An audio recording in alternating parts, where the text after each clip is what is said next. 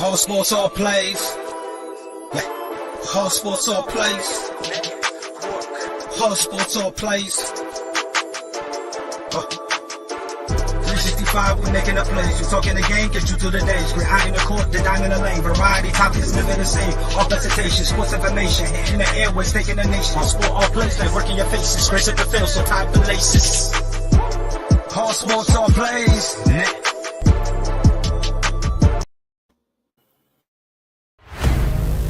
Get ready. This summer, the Arena League Sports is on ASAP Network. Tune in live on either the Tiki Live or Roku app, as well as your smart home TV.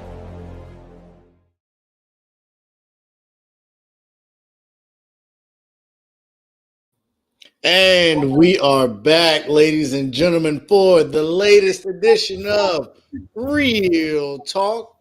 I am Ray, Mr. Bond Chronicles here, and I got my man Jay McLovin over on the other side with a new fresh face. Jay, how you feeling? I'm feeling a lot lighter. The wife didn't even recognize me, Ray. She came in the door. She said, "Oh, my God, what have you done with my husband?" I said, "Nothing. I spent an extra $20 and got it shaved. And this is what you got to look at."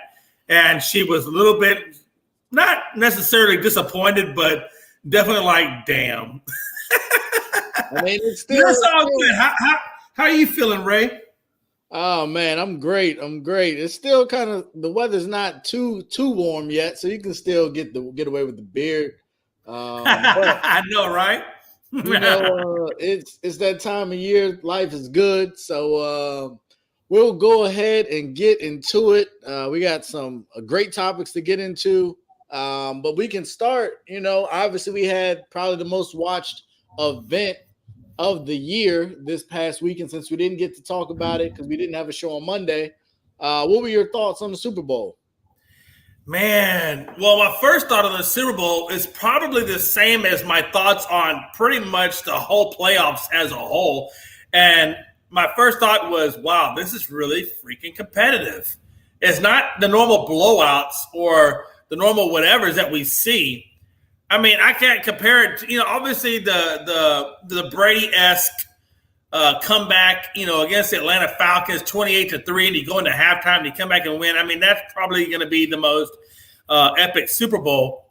But at the same time, when I look at the playoffs of that year and I look at the playoffs of this year, it's just not even close. I mean, it's just so many, closely decided games between 3 points, 7 points. In some cases, it goes into overtime.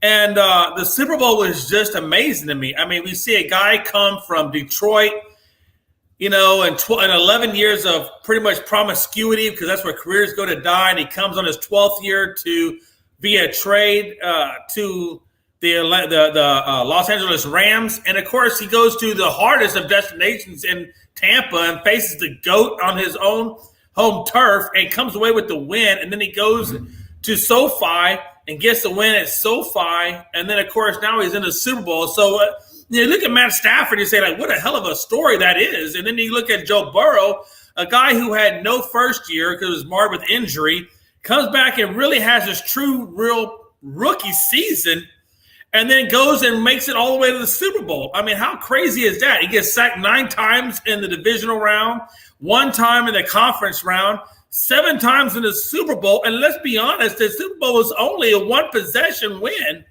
I mean, how crazy is that? And so now you think there's a lot of controversies between, is Kansas City going to have rifts with Patrick Mahomes? That's kind of the storyline coming out now. So we don't know what's going to happen next year in terms of how they're going to repair that relationship. But in terms of the Super Bowl itself, man, I'll tell you, Cooper Kupp, if you didn't think he was the MVP of the regular season, how do you deny him the Super Bowl MVP? I mean, you got, by far, Odell Beckham, probably the clear number 1 guy target, going down with, what looks to be a knee injury. And then all the pressure falls on to Cooper Kupp. And, of course, Cooper Kupp and Matthew Stafford say, hey, coach, we got it. Don't worry about it. We're good. And then you have Aaron Donald, who's upset because he hasn't really been too much of a factor in the Super Bowl. but yet walks away with 2 sacks, and the sacks that he gets is a game-winning sack that turns the ball over back to the Rams. I mean, it's a storyline of storylines. And the Super Bowl was just magical, and I don't even think that next year's Super Bowl could ever live up to the hype of this year's playoffs or Super Bowl. What do you think, Ray? No, I think it was a fitting end to what the playoffs were. I think we had everything. We had like the round of blowouts. Then we had some great games. You look back on the Kansas City Buffalo game, the Rams and Tampa game. So we had both sides of the coin on that side, but then you also had late turnovers by Ryan Tannehill, Jimmy G. So you had a lot of drama in relation to that. And then you had the underrated and underappreciated quarterback going against quote unquote the rookie quarterback with the rookie wide receiving core and the young talent versus kind of the old veterans of, the Aaron Donalds, the Von Millers, the OBJs. So you had these two contrasting groups. And I just thought it was really interesting because it wasn't that long ago that people were looking at the Bengals with Vontaze Burfict and those guys as like dirty players and they weren't going to make it. You think about they had Chad Ochocinco, they had TJ Houshmandzili and Carson Palmer, and they've come full circle with a whole new cast of characters. The problem is they didn't have an offensive line. And I thought in last Rams Super Bowl, the issue became that Sean McVay struggled to make adjustments, and they managed a whopping 3 points. Yeah. This Super Bowl, I saw in the second half, they made adjustments. They put Von Miller and Aaron Donald on the same side of the defensive line, and they wreaked havoc. It was almost a repeat of last year, just with different teams where one quarterback was just under siege. And there were some missed opportunities.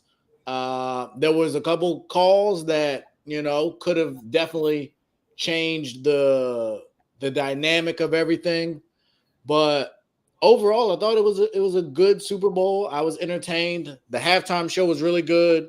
A lot of things have come out about that since, but generally speaking, I thought it was performed at a really high level. I was impressed. I was glad. I think next year I will be curious to see kind of how it bounces back because we do have a bunch of young quarterbacks that should be back. And I'm excited to see what the NFL has to bring forth next year. There could still be a lot of quarterback movement. So we'll see if any of these NFC quarterbacks end up in the AFC, which could even make it even more chaotic if Rodgers ends up in Green Bay or Deshaun ends up in somewhere else. So I think we had a great year. It was capped off well. I'm excited for what the Rams were able to accomplish, and I guess now we just got to see how it goes. But it was a good Super Bowl. Yeah. Just one question. And I really want to get your thoughts and opinion because this is what I was thinking about. I guess maybe about 2 or 3 days ago, I was kind of pondering this, and I would like to get your opinion on this. If Matt Stafford wasn't traded for it, and had they kept those draft picks, and had they kept Jared Goff, how would this Super Bowl or even playoffs panned out for the Rams? Would we have seen the same thing, or do you think that now we're looking at no Rams in the Super Bowl? Period. What do you think Goff would have done with what Matt Stafford dealt with? That's tough to say. It's tough to say. I would say Jared Goff looked pretty bad this year in Detroit, replacing Matt Stafford. Right. I do think it was evident that Matt was an upgrade, and we saw that at critical points. We saw that in the Tampa game, and we even saw it in the Super Bowl where they needed a drive, and he got it done. And so I think they had to adjust on the fly with OBJ going out. He was on pace to be the MVP to me. He was, the difference maker in the first half, and one bad pass and one bad step changed that. And I think it took them a little while to readjust and recalibrate the offense. They couldn't run the ball for anything. Cam Akers looked awful. And so that might be something they want to revisit in the offseason because It was great that he came back early, but he was not running the ball well at all. So it really fell on Matt Stafford to get it done, and I think he got it done. I think if you put Jared Goff in that same situation where you lose the number 2, you can't run the ball, I don't think they get it done. I think as close as that game was, Jared Goff does not put them over the hump. So I think that Super Bowl and overcoming all that adversity was everything and the exact reason why you trade for Matt Stafford. Okay, good point. My question is, do you think, and that's the last question I have, I know we got to move on, but do you think, like, especially with Cam Akers and Henderson and Sonny Michel, that maybe the offensive line, because look, they have an aging Whitworth at 40, and I don't know if he comes back next year or not. I think that's subject to debate. But do you think that maybe the Cincinnati Bengals just kind of geared up for the run, or do you think that the Rams just weren't giving maybe Sonny Michel the holes, or do you think it was a play calling, maybe not sending Cam Akers or Sonny Michel on a toss or a play action out to the ends? I think it was Hendrickson. He dominated at certain times. So I do think there was a bit of maybe they weren't adjusting. I didn't see a lot of, jet sweeps, or I don't even know if there was a screen pass thrown on either side the whole game. I don't think so either. That I can remember. And I think that would have been great for Cincy. I think that's where they failed because Jamar Chase, the way they were able to adjust against Kansas City to get him the ball in the second half. And This game they didn't. Like there was I think they ran him one time maybe, but no jet sweeps, no screen passes, no RPOs where he just stands up and throws the ball. Like I think they missed a lot of opportunities. And absolutely. So I think on both sides, I think there could have been some coaching adjustments. But they ran the end around the Cooper Kupp, which I thought was huge because they knew they couldn't run the ball. Yep. They threw it to Henderson, I think, more than they ran them, which was surprising. Yeah. So I didn't really understand the strategy, but I also think they weren't very effective either. But I don't know really who was to blame, if it was the running backs, because they had looked good most of the year. Sonny Michel, when he first came in, he looked great. He looked like a great free agent pickup. Absolutely. And then in the Super Bowl, nobody could run more than, I think they averaged like 1.9 yards a carry, which is atrocious. So I think a lot of that is coaching. I don't think all of a sudden people forgot how to run the ball. I don't know that it was schemed up properly to put them in position to be successful. And Cincinnati does have a good run defense. I agree. I totally agree with you because I feel like that last drive was 79 yards, and 46 out of the 79 was accounted by Cooper Kupp, and I think 39 of it was passing, and the rest of it was 7 yards where he rushed at the end run you're talking about. And I think the play calling, like you said, the adjustments by Sean McVay was really good in that second half. And I do think, like what you're saying is, I think Mixon, he's a great pass-catching running back, and I don't think they used him, like you said, on the jet sweeps on the screen. They didn't use him nearly enough as they should have, and I think that probably was the difference in the game, given that it was only a one-possession game. Yeah, and that was the other part. I thought Mixon ran the ball well. Right. I thought, considering that you were getting, just like I said, Burrow was getting blasted, they ran the ball relatively successfully. So I think they gave up. For me, they gave up on the run game too early. And I don't know that they necessarily panicked. I just don't know. I think the moment got a little too big for that coaching staff. And that was my concern going into it, was it's just a lot. And then there was talk about Cincinnati flew out like on a Tuesday, which was like the latest anyone had ever gotten out there. And it just, I don't know. I think it was a great learning opportunity for them, but I don't know that they were also positioned best for success. And I think if you ask Zach Taylor today or right after the game, I think they would have done some things differently. Because I totally agree. I totally agree with you. So much so that I think, and Ray, I really believe this, I think that this Bengals team is a very dangerous and formidable team, so much to the fact that they've got $50 million in cap money to play with to improve in that secondary, because we all know that Apple gave up that touchdown to Cooper Kupp. They can improve on the secondary, and they can also improve on that offensive line with the amount of cap plus the draft. I think the ceiling for the Bengals is just really been scratched on the surface. And I think I do see bigger things ahead of them next year and the years to come if they can avoid the injuries. Yeah, and I think the same thing we're talking about them is the same thing that we saw Kansas City do after the Super Bowl. They went and they beefed up that line. And I think that's been, and I wish Freddie was here for his old team, allegedly. That's what they haven't done. They refuse to fix the offensive line. And that's critical in this time because it's a passing game. At some point, and this is why I was critical of Lamar Jackson earlier when I first in these episodes, you got to be able to throw the ball. Jimmy G had to eventually throw it. Matt Stafford had to eventually throw it. Eventually, you're going to have to be able to throw the ball and complete third and fourth downs. And if you don't have enough time, it destroys everything. Those last two drives, Cincinnati had no shot because they had no time. And it reared its head at the worst time for them. But I think it's a lesson that they will learn. It's a tough lesson because as we saw with Tampa Bay, there's no guarantee you'll get back. There's no guarantee that egos won't get in the way. And they're in a good spot. They got I think Cincy has like a 2-year window because they don't have to pay Burrow and they don't have to pay Chase.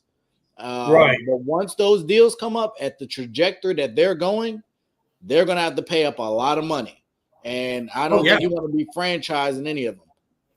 So, and that is true. That's true. I mean, the Rams only have, according to my calculations, unless I'm wrong, but I believe they're about $242,000 worth of cap room. That's all they have. Which, let's be honest, $242,000 is nothing. That's a vet minimum, and maybe even below a vet minimum. So they really have, in all purposes, zero cap room to work with. So they're going to have to be creative with how they do their restructuring to get these three free agents. They're going to have to restructure somebody's contract in order to be able to keep the team that they have.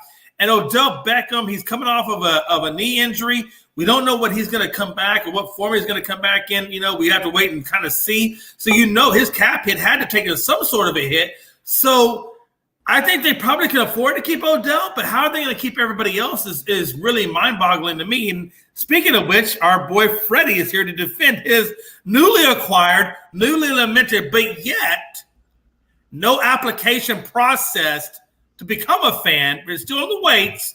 Freddie Henderson with the Rams. How you doing? What's going on, gentlemen? Jay, like I told you before, I don't care about what you say because like I said, I am what I am. Ray, what's going on, my brother? I see the flowers up there. Did you celebrate? I just saw the flowers. That's actually new for Ray. It's usually been the mosaic behind him. Mm-hmm. I just saw the flowers. I'm glad you pointed that out. At some point, you got to get rid of this Christmas stuff, man. We're almost done. We're almost a quarter through the year, and we still got Christmas stuff up. But man, you know you can't tell your wife that. She gonna do what she want to do. That's the way marriage works, Ray. From Bond Chronicles, you know that. I know. She said today, or she said tomorrow, but we'll see. As you can see, hey, don't worry, Ray. That's me. My wife thinks the same way, man. Hey, Ray, my wife thinks the same way. I got you, brother. So, are we talking about the greatest team this year, the champions, the MVP? I was mad about the Super Bowl MVP. By the way, I was very upset about it. I don't know why you would be. Why would you be, Freddie? They got it wrong big time, Jay. They got it wrong big time, Jay McGlynn. No, they didn't, Freddie. No, they did not. No, they did not, Fred. That's crazy to even say that. Ray, is this a part of the topics? No, better yet, Freddie, who was your MVP? Let's start there. Who was your MVP? It should have been Aaron Donald all the way, my brother. Oh, come on, Freddie. Hey. No, we're not doing that. This is not that show. Ray, and pardon me, and if you disagree, no, Freddie. Hell no. Should have been Aaron Donald. Hell no, Freddie. Let me tell you why, Jay. Let me tell you why. That don't even make no damn sense. Jay, listen, let me tell you why. It's because when Odell Beckham Jr., which by the way would have probably been the MVP, the way he was showing out. But he wasn't, Freddie. He was hurt. So all the onus falls on Cooper. No, wait. All the onus falls on Cooper Kupp. Understand that. I got Odell Beckham. And But I'm now, gonna let you get it all out. Get it all out. Then I want you to not talk. I agree. And I need to get this out. God, I need to get this out. Freddie, you have no idea. My psychologist would even tell you I need to get this out. Freddie, all of the ownership that would have been applied to him, now the focus is all on Cooper Kupp. Every last inch of it. Now hold on now, Freddie. You have Hopkins and a couple of other guys out there that may be getting one or two passes, but the ownership to 46 yards, 46 out of 79, Freddie, 46 out of 79 that last drive, the crucial drive that they needed to win was all on Cooper Kupp. Not once, Freddie, because you know what happened the first time in the end zone. What happened, Freddie? It got called back, right? So then he goes a second time, and he gets the ball a second time. Twice, Cooper Kupp scored a touchdown. Twice he saved your butt. Now, that's not to take any ownership away from Matt Stafford, because Matt Stafford played it beautifully. But to say that Aaron Darnold, who had 3 tackles, 2 sacks, was the guy that got you the game, the guy that's the MVP, is ludicrous. Are you done now? I'm done. Okay. Listen here. So like I was saying, when Odell Beckham Jr. got hurt, because at first, Odell was the guy that was getting the receptions. After he got hurt, I was like, okay, where's Cooper Kupp? I couldn't find him at first, Ray. I was like, where is he at? That second quarter, I was looking for where's Cooper Kupp. Third quarter, I said, where's Cooper Kupp? But you know who I did see in the middle of that third quarter start making an impact on that game? Aaron Donald. Aaron Donald started putting his will in that game. He started forcing his will to break up that line. And guess what? We started seeing others like Von Millers and Floyd, the guys getting to Burrow. And I said, it's a matter of time until the beast get unleashed. And Ray, what did we see when he comes to the fourth quarter? We saw the beast come unleashed. And when he came unleashed, and the game was in Aaron Donald's hand. No. It was up to them if they was going to win that game. Because guess what? Even though Cooper Kupp got the touchdown, and that's, by the way, that play was like a Kobe to Shaq play where Matthew was Kobe and he threw the ball to Shaq and Cooper Kupp called it. Last time I checked, you said that Shaq was 1B and that Kobe was 1A. So don't even go there, Fred. Don't even go there, Freddie. He's still number 1. Play. You knew it was, Ray. But at the end, it was still a chance for Joe Burrow to lead his team to a field goal to come back to tie the game. But what did he do? 2 plays in a row, McLovin. He made impact to stop the play, to stop the drive. So it's got to be Aaron Donald's head. He got robbed from the Super Bowl MVP. I don't get it. 3 tackles, 2 sacks. And you're going to compete that against what Cooper Kupp did He only had the last drive of the game. What Cooper Kupp did, you're taking away the last drive of the game that gave you the win to actually even be able to let Aaron Donald do what Aaron Donald did. And let's be honest, I'm not taking anything from Aaron Donald. I wish he was on the Cowboys. I love Aaron Donald. Let that be known. Aaron Donald's a phenomenal player, but let's be honest. He was double teamed most of that game, and he got a couple of sacks. One sack was he put. Wait, hold on, Freddie. He pushed one guy out of bounds, so he got 1 sack because it was line of scrimmage. So that was his first sack. The second sack was at the end of the game, which we saw. But to say that those 2 sacks was more pivotal than the first touchdown of Cooper Kupp in the second quarter, the second touchdown of Cooper Kupp in the fourth quarter, and what Cooper Kupp meant to the final drive, not only running the ball on the reverse, but when he got the 39 yards on receiving, and the 2 times that he caught the ball in the end zone, is by far way more dynamic than what your boy, my guy, who I like, Aaron Darnold, brought to the game. I'm sorry. Hold on, I got a question real quick. Ray, just want to introduce you to somebody. This is not the real Jay McLovin. This is his brother. As you can see, the Jay McLovin, he has a beard. So this is his brother that's filling in for him. No, it's not. Aaron Darnold is not the reason they won. Aaron Darnold is the reason. I want to ask you a question. That's crazy. I don't know. Ray, no, I didn't hear from Ray. Freddie, hold on. Let's both take a back seat. Hold on. Let Ray talk real quick. I want to hear Ray's opinion.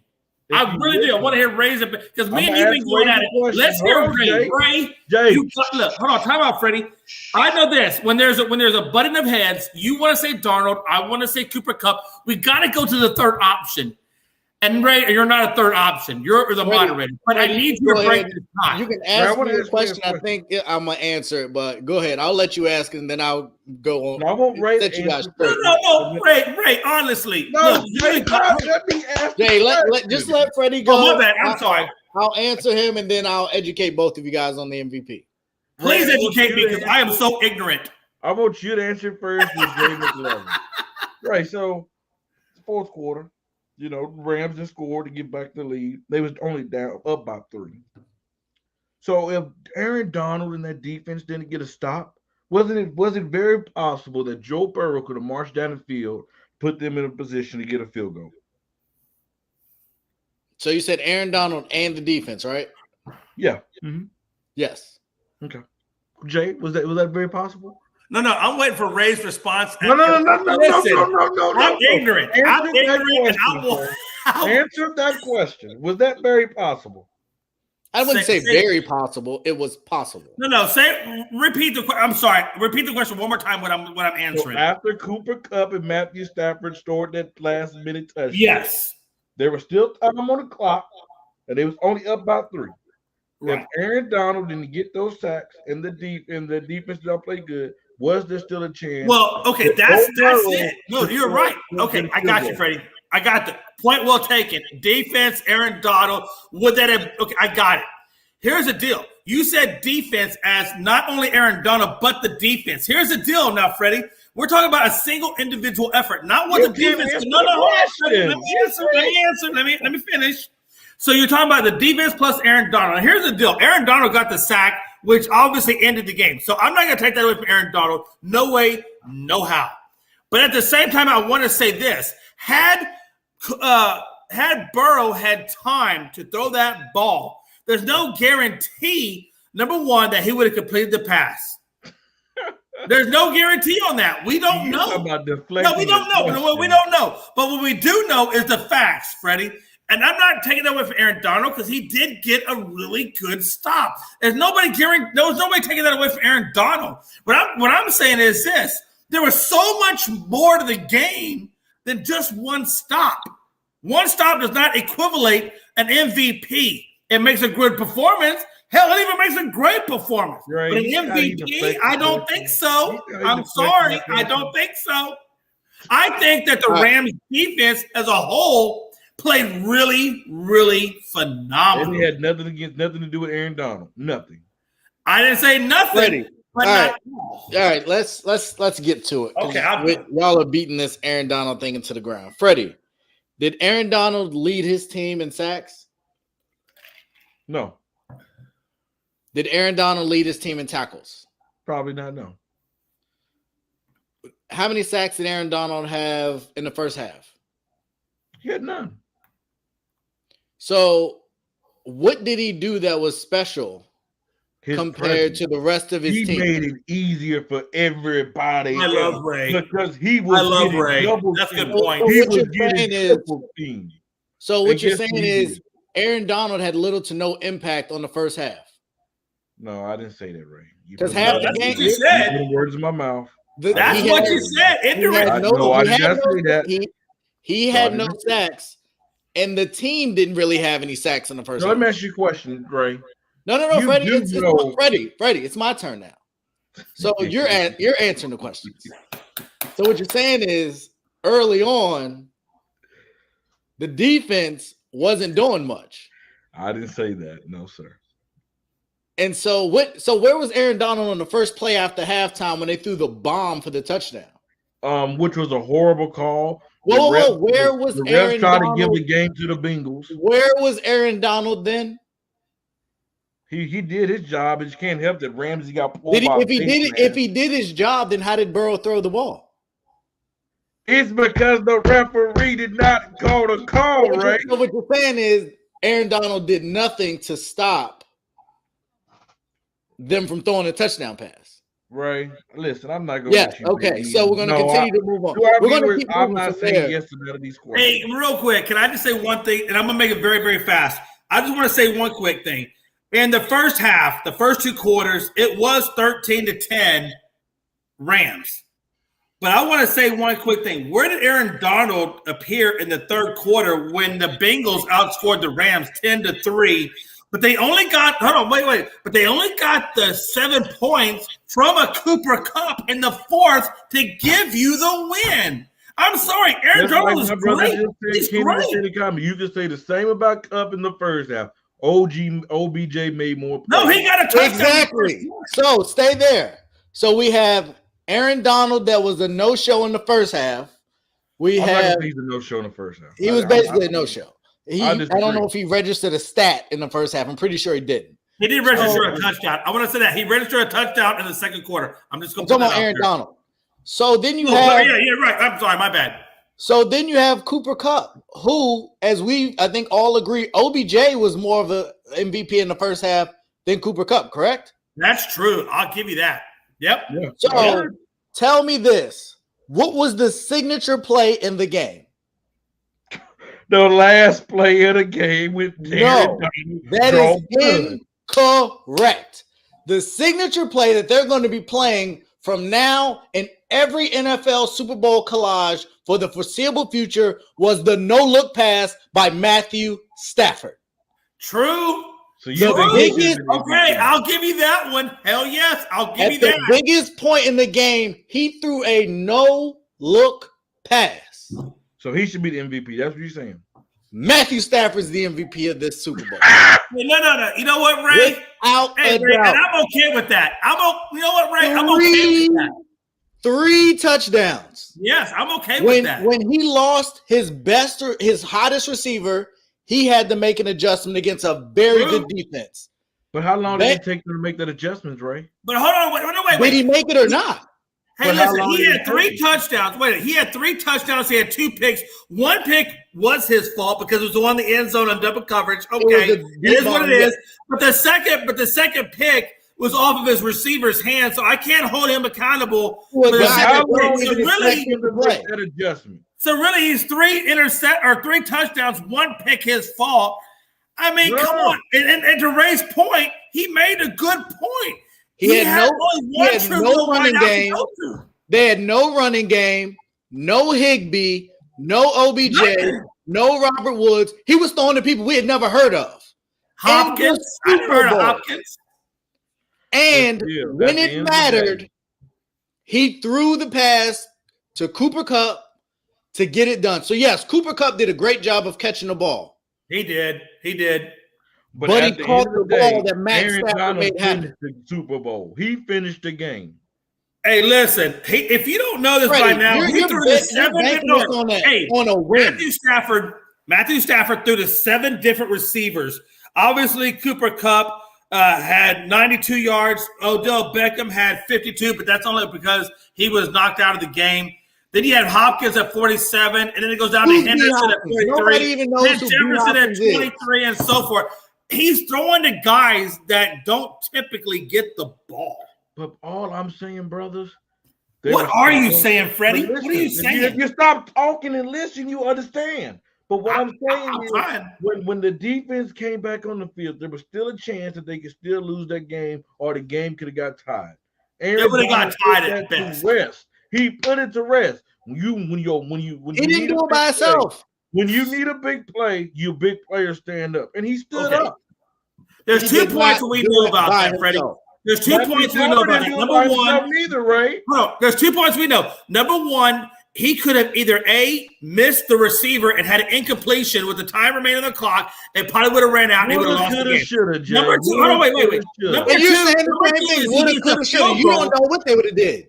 Hey, I know that Matthew Stafford made the throws when he had to make them at the critical moments, and he got it done. He didn't do it by himself, though. Hey, I think at the end of the day, I'm going to see. Who else did it? Who else threw the ball besides Matthew Stafford? He needed his O-line to protect him, and he needed his receiver to catch the ball. That's not by himself. He did his job. Hey, Freddie, at the end of the day, I'm going to concede. Hold on, Freddie. at the end of the day, I'm going to concede my position and go with what Ray is saying. I think Matthew Stafford is the MVP, and I think 2-1 is an outrageous agreement.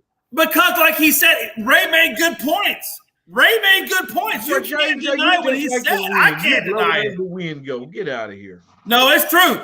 No, listen. I think Cooper Kupp is phenomenal, but I think the points that Ray made are freaking good. How you know? You look. I like the little white pullover you got. By the way, you got to fit on.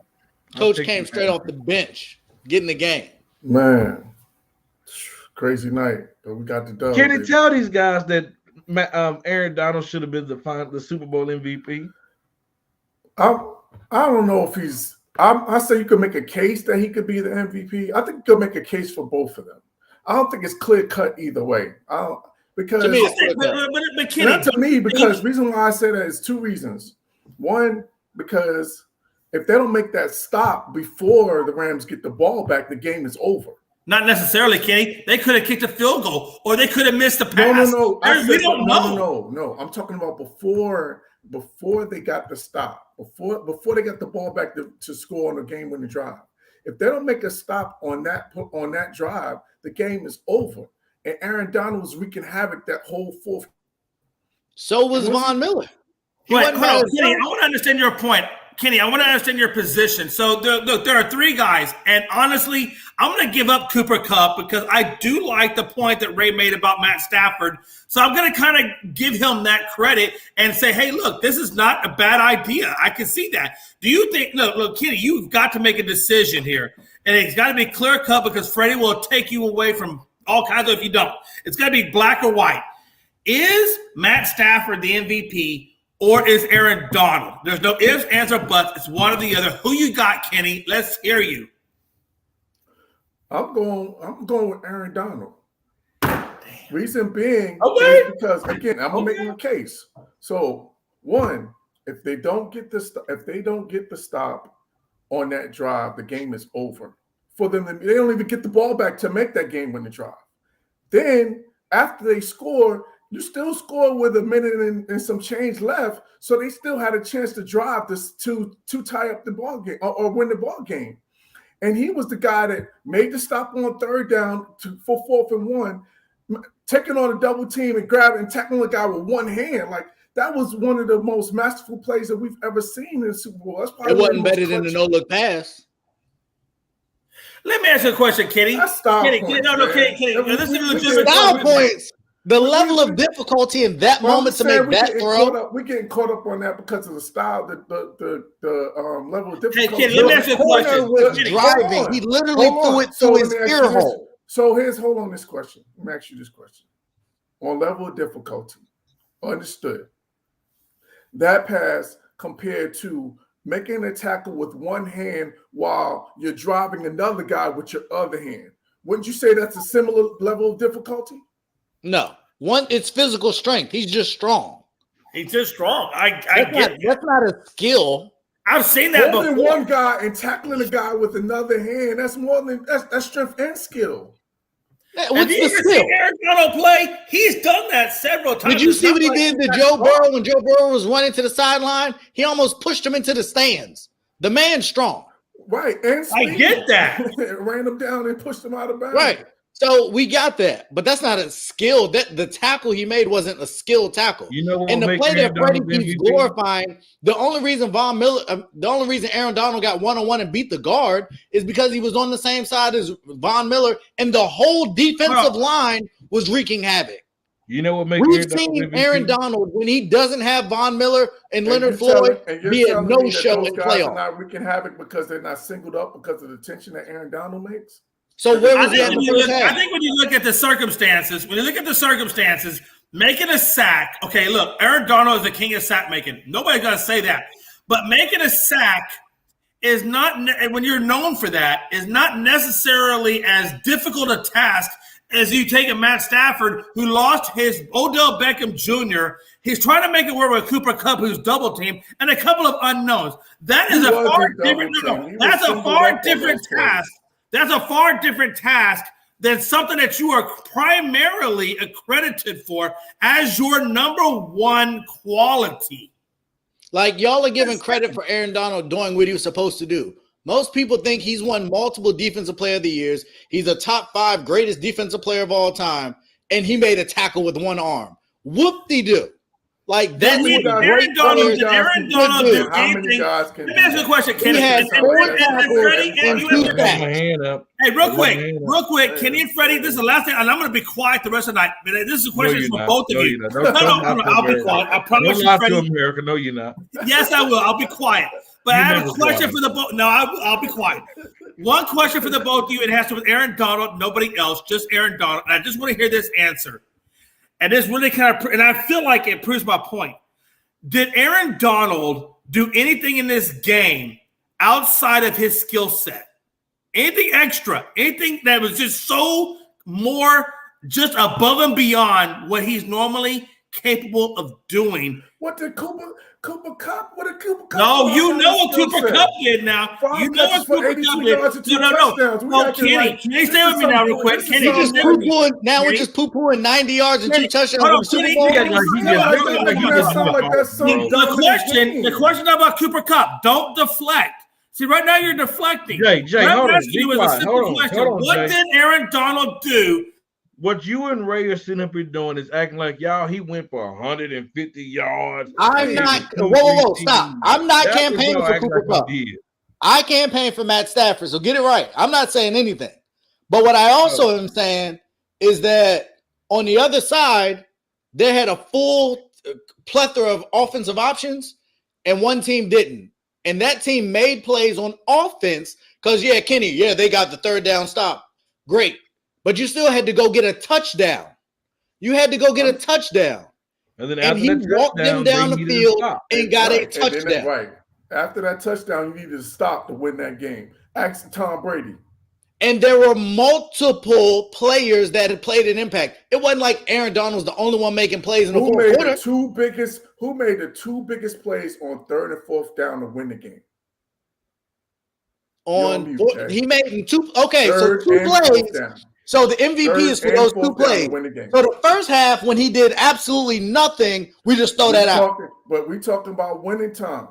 We talk about talking about winning time. You realize if you don't score any points in the first half, it don't matter what you do in the second half. Ray, let me correct you. He might didn't put anything on the stat board that he do. No. That's all we talking about. Don't talk to me about impact. Because the defense was getting ate up early on in the game. You do realize that with Aaron Donald on the field fresh against a terrible offensive line. And he wasn't doing nothing early in the game. But that's the other part. You're giving Aaron Donald all this credit. That offensive line was terrible. Ray, I'm going to tell you how he can be the MVP of just be MVP. The Lakers need him right now. Breaking news, Anthony Davis out 4 weeks, man. Anthony Davis is last. We'll talk about it later. Half. How was they killing them? It was 13-10 at the half. How was they killing them? Listen, to Ray's point, Matthew Stafford did things. Hold on, Kenny. Let me say one last thing. Matthew Stafford did things at the quarterback position. Matthew Stafford did things at the quarterback position that was above his skill set normal range. And everybody knows that, and he hushed a lot of critics.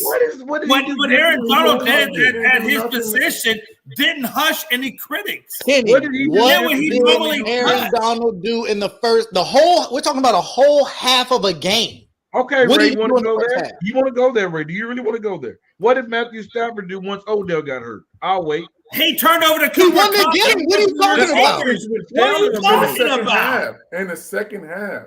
He won the game. If that defense come on now. So you're saying Matthew Stafford did nothing in the second half? Because I'm saying Aaron Donald did nothing in the first half. Down. It was 13-10 at the half. What did Aaron Donald do? But that's my point. You make it sound like that Cincinnati was running all over the field. Like what did Joe Mixon was running pretty well. Now we're talking about team efforts and not individual efforts. We're talking about individual efforts. We're talking about Donald. Mixon ran for 72 yards. He was averaging 4.8 yards a carry. On that D-line. Went out, and 2 scores. Where was Cooper Kupp? What difference did that make? It was 2 scores. So can we agree to disagree that we're giving credit to Aaron Donald for them not scoring a touchdown. It don't matter if they was walking up and down the field, but they didn't give up a touchdown. Can we agree to disagree that me and Ray think that Matt Stafford is the MVP, and that you and Kenny think that Aaron Donald's the MVP? At the end of the day, it's 2-on-2. We're at tie. Let the comments dictate. Let the comments break the tie. That's what's shameful. So our viewers, who was the MVP of the Super Bowl? Please post it in the comments. Please do. Hey, at the end of the day, I think it's the listeners that can break this tie for us. And so that's a great segue to the comments. Hey guys, take a quick commercial break. Hey, before we go to commercial break, hey guys, please comment.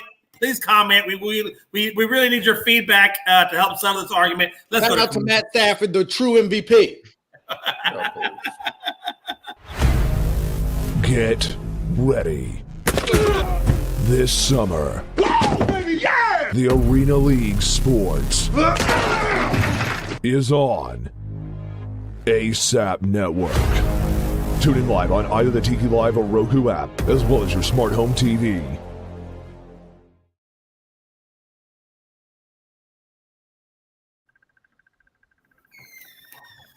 All right, what the comments say, Ray? Boom. Put the one before that.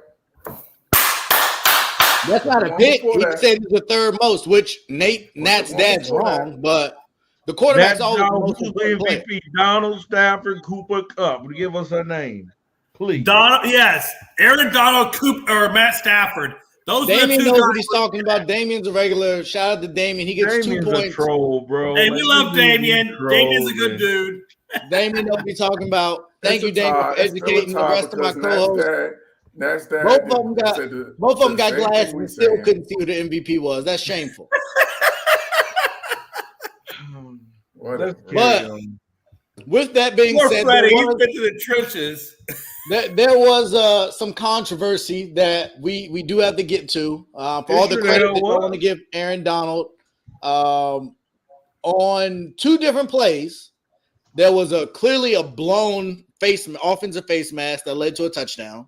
Yeah, which was a really bad call, but not to be outdone by a defensive holding call. I believe it was 3rd down, 3rd and goal, a defensive holding call that 3rd and 8 seemed light, to say the least. So, given the timing of the second penalty, and it led, obviously, I think the next play was a touchdown to Cooper Kupp on Eli Apple. And first down. Well, they made a first down. That's the biggest thing. Right. So, did that cost the Bengals the Super Bowl, and did the refs decide the game?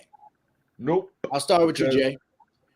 You know, honestly, that face mask, that guy T. Higgins turned Jalen Ramsey's head damn near 180 degrees to the point they put him on the ground. Look, if you don't know that, you ain't watching football. They missed that call, and it did result in a touchdown. Okay, had he not committed that penalty, I would have no problems. Okay, that's 7 points Cincinnati's way. But you can't sit there and pull a man's face 180 degrees, take the touchdown, and then it'd be okay. It's not okay. And what I think happened was that the referees missed that call. They gave him the touchdown, and probably somebody spoke to them. I really believe somebody says, hey, look, you guys missed that call. That dude's head was turned 180 degrees. And I think that it probably gave some ticky-tack fouls that weren't called in the early part of the game to the Rams side to offset the touchdown that was given to Cincinnati. And if you don't think that, I absolutely believe that 100%. And that's my take. Freddie, what you got? First off, I want to say Sunday, Chase did pretty much expose Jalen Ramsey. Yeah, he did. He did. He ate him up. Jalen Ramsey did all that talking. He did eat him up. He did. He had a bad day. But no. That did not cost them the Super Bowl because they had a bad call on their end. That should have been a 2-touchdown win victory. Because, like you said, that face mask was horrible. And for the referee not to see that, yeah, it was blatant, Freddie. That face mask was blatant. To be better. We tell them to be better. It's okay to say the referee has to be better, and it's okay for them to go watch the film and say, okay, yeah, we missed that. We need to get better because that was a horrible call. And just this is what the narrative would have been if the Bengals would have won. It would have been the narrative off of a bad call. We would have been hearing about that all week long. We're not hearing about that little holding call. That's not the big news. But that face mask call, missed call, would have been the talk if they would have won because of that. Okay. Fred, Kenny, what you got? Yeah, I think it was one of them. That call. While the defensive holding is a ticky-tack call, anytime you put your arm around the guy, 9 times out of 10, the refs are going to make that call. So, like, while it wasn't, blatant or anything that it was, like, super clear, like the face mask or the, offensive pass interference, still by the rule, they make that call 9 out of 10 times. And then even so, having done that, it's still first and goal. It's not like, you know what I'm saying? It's not like they scored a touchdown on the next play. You know what I mean? So you still had the opportunity to get a stop there. So, and they had to score a touchdown. It wasn't like, they couldn't tie the game with a field goal. They had to get a touchdown. So you still had another opportunity, while it was, still goal to goal, but you still had another opportunity to get a stop. So I think the first call was more egregious than the second call. And so I don't think at the end of the day, that actually, had as much of an impact on the game because again, you had another opportunity. You got the ball with a chance to drive the field to win the game. It wasn't like it was a game winning drive that ended the game. It probably would have been different. Now, if that drive ended the game, then we probably would be talking a little more about it. The fact that they got the ball back, I think that's what kind of takes the sting out of that call. Yeah. Okay. No, I agree. I think performance. Oh, my bad. No, I think the timing definitely mattered. It wasn't ideal by any stretch, but I do think the fact that they had to go get a touchdown after that, there was still a chance to stop them, and they didn't because Matthew Stafford, the MVP, threw the touchdown pass that was needed. What'd you say, Freddie? Why didn't they stop? Why didn't they just go back and score? Why didn't who go back and score? The Bengals, Cincinnati. It was because the offensive line broke down. I just said he cooked Jamar. And he did.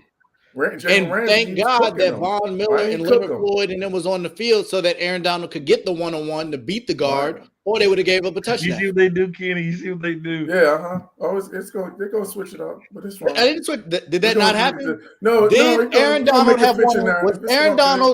Was Aaron Donald double covered on that last play? It's all good. Was he double teamed or not?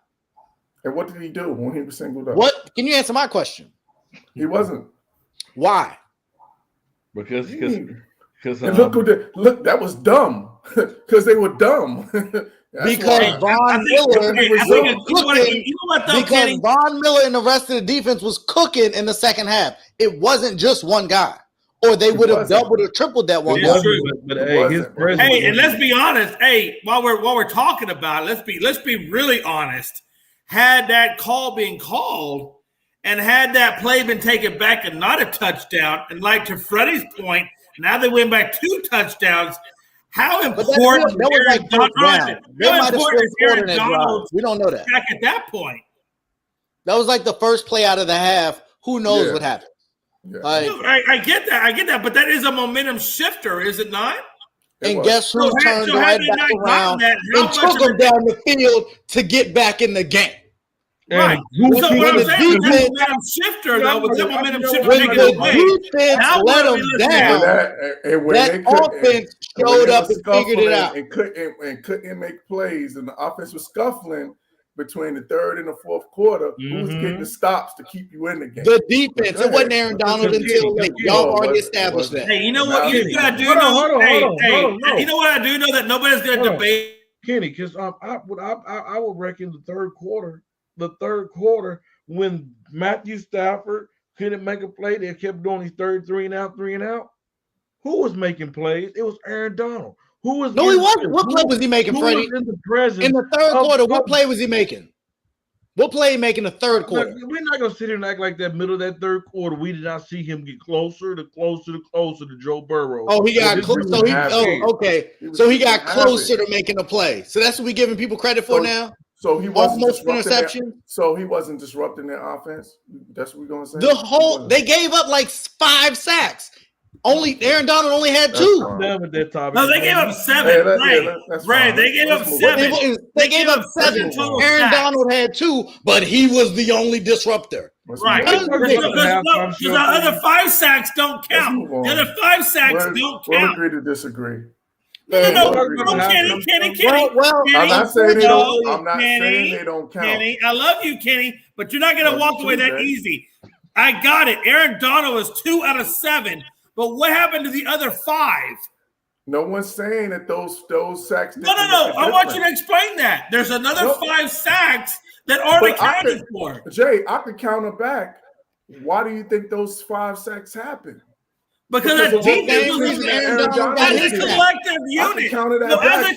Those 5 sacks came off of the only attention that Aaron Donald gets. Kenny, I got you, Kenny. As a collective unit, and the reason Aaron Donald wasn't doubled on the last play is because they was paying attention to other people. So it goes back and forth. At the end of the day, as good as that defense was, it wasn't better than the single-handed Matt Stafford. So you Aaron Donald fans, MVP fans, let's get to the nitty-gritty. Is Aaron Donald the top 5 defensive player of all time? Kenny. Oh, yes. Yeah, that's a hard one. 3-time defensive player of the year.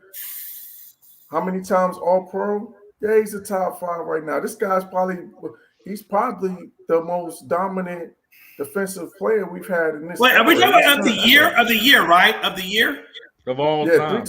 Okay. No, we're talking about top 5 all time. So yeah, I would think between it being a 3-time defensive player of the year, multiple time All-Pro, Pro Bowl, all of that good stuff between his resume. When it's all said and done, he's going to go down as one of the most dominant interior linemen we've ever seen in this game. Yeah. Let me take it another step. I don't believe it's no debate, no question about it. He's number 2 behind LT. You got to think about this. False.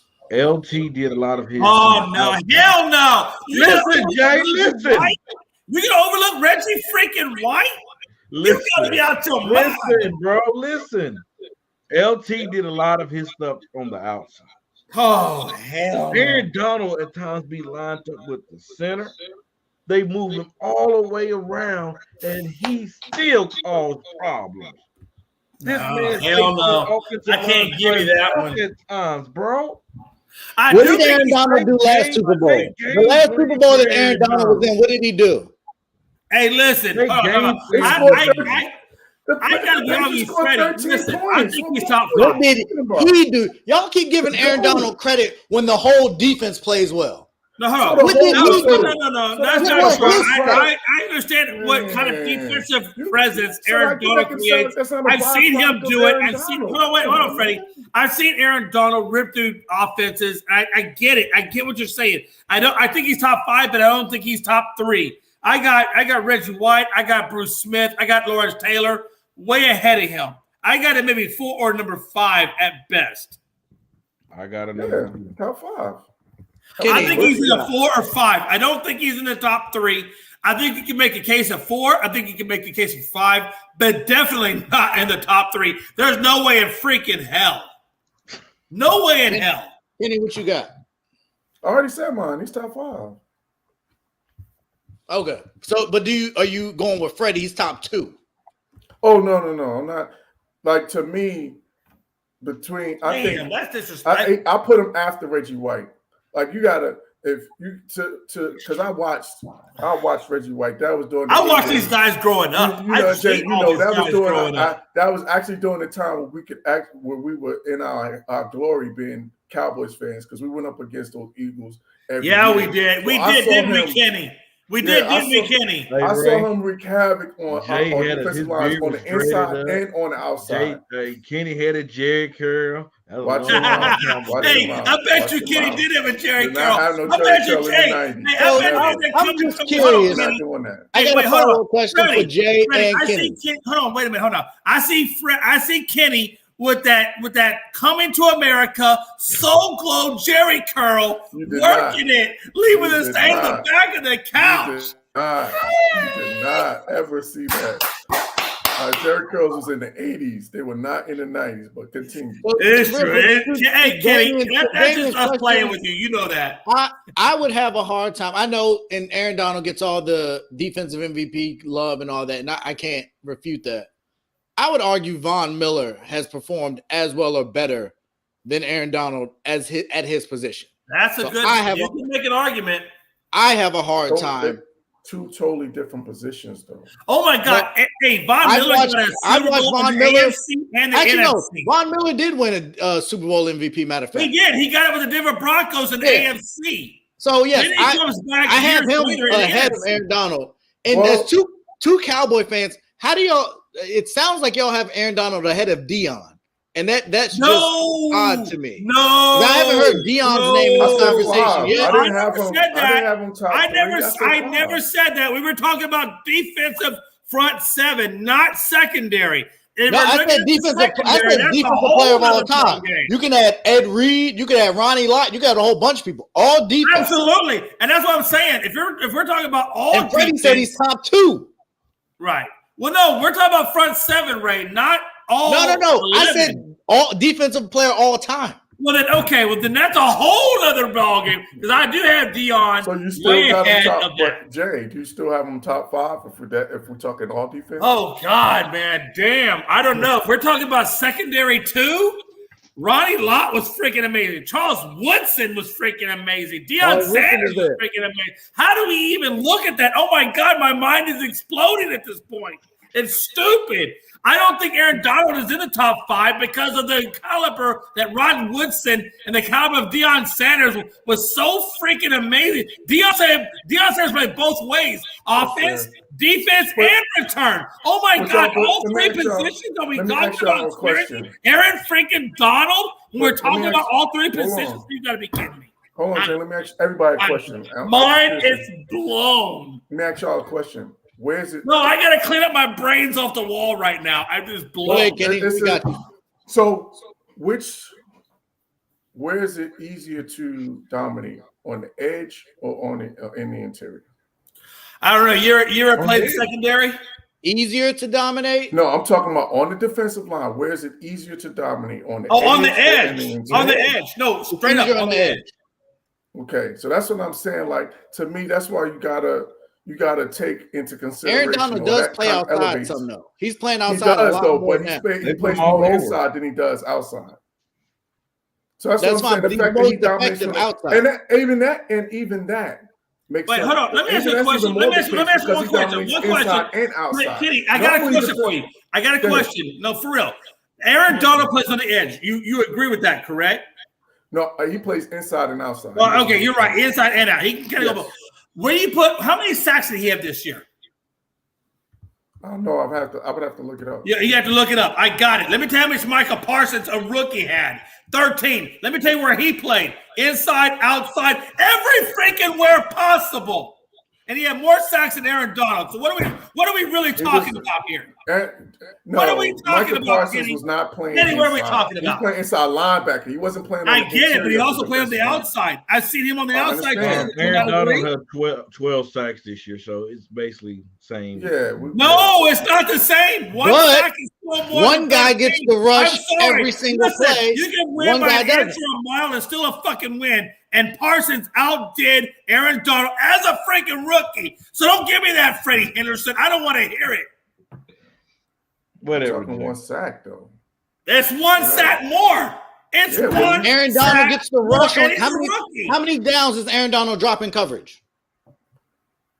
Right, understood. But every opportunity that's true. How many has he had was coming off the edge. That's not Aaron Donald. No. But he also had to play in coverage. It's off the middle. It's off the edge. So he didn't get the rush every play. I want to put him. 91. No, Kenny, as a Cowboys fan, Kenny, you're a Cowboys fan. 90% of the plays defensively involved Michael Parsons. I'm sorry, it just freaking did. My point, but we're talking about sacks, though. We were just talking exactly. 90% of the plays. But he was making those plays. That proves my point more. Kenny, you proved my point. Kenny, you proved my point. Thank you. No, I didn't.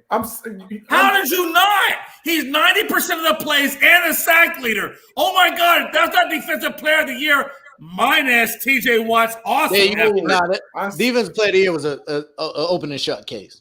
Yeah, my question was: is it harder to? And you answered the question. It's harder to dominate on. It's harder to dominate on the interior than it is on the outside. That's true. That is true. I would give you that absolutely all day. So the fact that he dominates inside and outside, but he doesn't dominate outside the way other people do.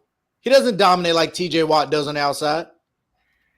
TJ Watt, but again, he plays off the edge. He plays on the outside. I'm saying when they're both on the outside, would you rather have Aaron Donald rushing from the outside or TJ Watt?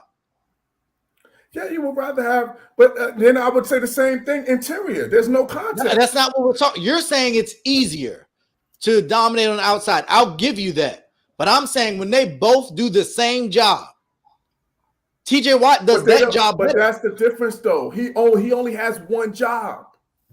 Aaron Donald has to play inside and outside. So I'm going to say this: those of you, TJ Watt sometimes has to drop. TJ Watt has to drop his coverage sometimes. That's a different job. Podcast, there's no way that Kenny does not get Aaron Donald Fan of the Year. If he's not on your top list, there's a problem. I'm not saying. All I'm saying is he's different. That he is different. I agree. He plays on the inside and on the outside. We don't see too many guys.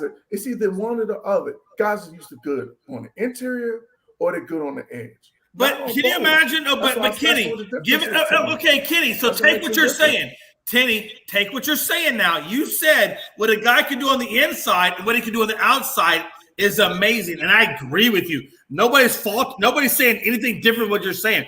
What I'm saying is this. From a linebacker, and let's be honest with you, Michael Parsons is a very undersized linebacker.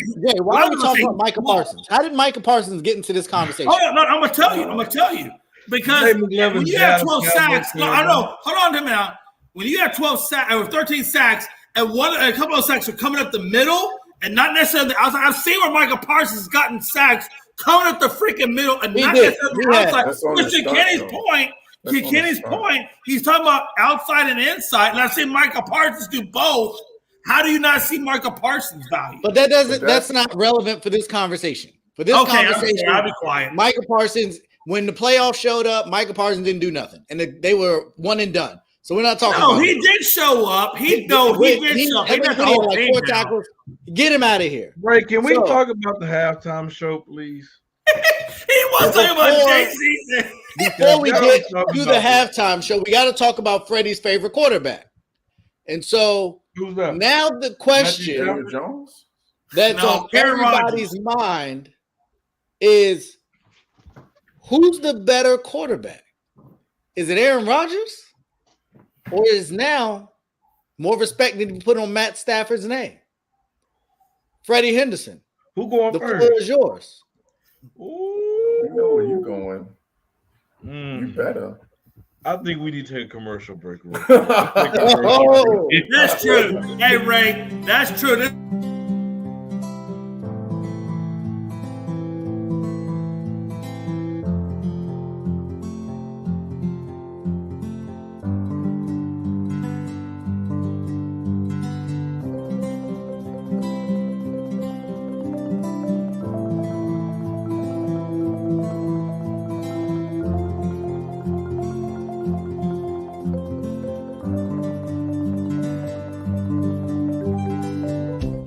This is the Fox D Streaming Network. Register to come on our channel at foxdnetwork.com. All right, I had to take the mic out. This man called a 20-second timeout. I had to take the mic out the little stand and everything. The best quarterback right now, hands down. Talking about a guy that makes the plays, big plays, making the fancy plays, just doing it all, making the comeback. We're just saying, come on with this long soliloquy. Bill, who's better, Rodgers or Stafford? They gotta be Matthew Stafford. I know. Wait a minute. Wait. Freddie, hold on a minute. Hold on, just hold on, please. Yeah, I want to make sure I heard you right. Freddie, hold on. Please I gotta take this in for a minute. How fickle the fans are. For a long time, you have said Aaron Rodgers is a bad man. No, hold on, Freddie. I want you to take that into consideration. What I'm saying to you, what you used to be with Aaron Rodgers being a bad man, to now Matt Stafford. That's a big jump. Let me change it. You're right. Let me change it. Take that into consideration and then tell us why all of a sudden Matt Stafford became a bigger man than the bad man Aaron Rodgers. All right, Jay, let him go. Let me change it. What? I'm going to change my answer. He's a bad man in Matthew Stafford. Yes, he's better than Aaron Rodgers. I said it. You're right. I'm glad you corrected me on that. I need to put some respect on his name. It's been how long since we seen Aaron Rodgers on the big stage? Wasn't it? Yeah, that was definitely appropriate. Haven't it been 10 years since the last time we saw him on the big stage? I know the last time I saw Matthew Stafford on the big stage. Wow, Freddie. Wow. So this man in his first playoff game. Didn't we see him go down on a game-winning drive going against first playoff game and Thomas Super Brady? Didn't we see him do what he did in the Super Bowl? He's better than Aaron Rodgers. I can't wait till it's my turn. Got him a piece of jewelry, and he gonna lead us. He gonna lead us Rams not one, not two, not three, not four, not championship, Super Bowl. We here, baby. Can you dig it? Can you dig it? Can we? Unlike somebody else, I'm not going to be a prisoner of the moment. It covers our shaft. Aaron Rodgers is still better than Matthew Stafford. There's no comparison in terms of resumes. No comparison in terms of resumes. It really is. Matthew Stafford still has more work to do off of one Super Bowl run. He is not better than the resume of Aaron Rodgers. He still got more work to do before he can surpass Aaron Rodgers, the MVP of the league. Yeah, that's cute.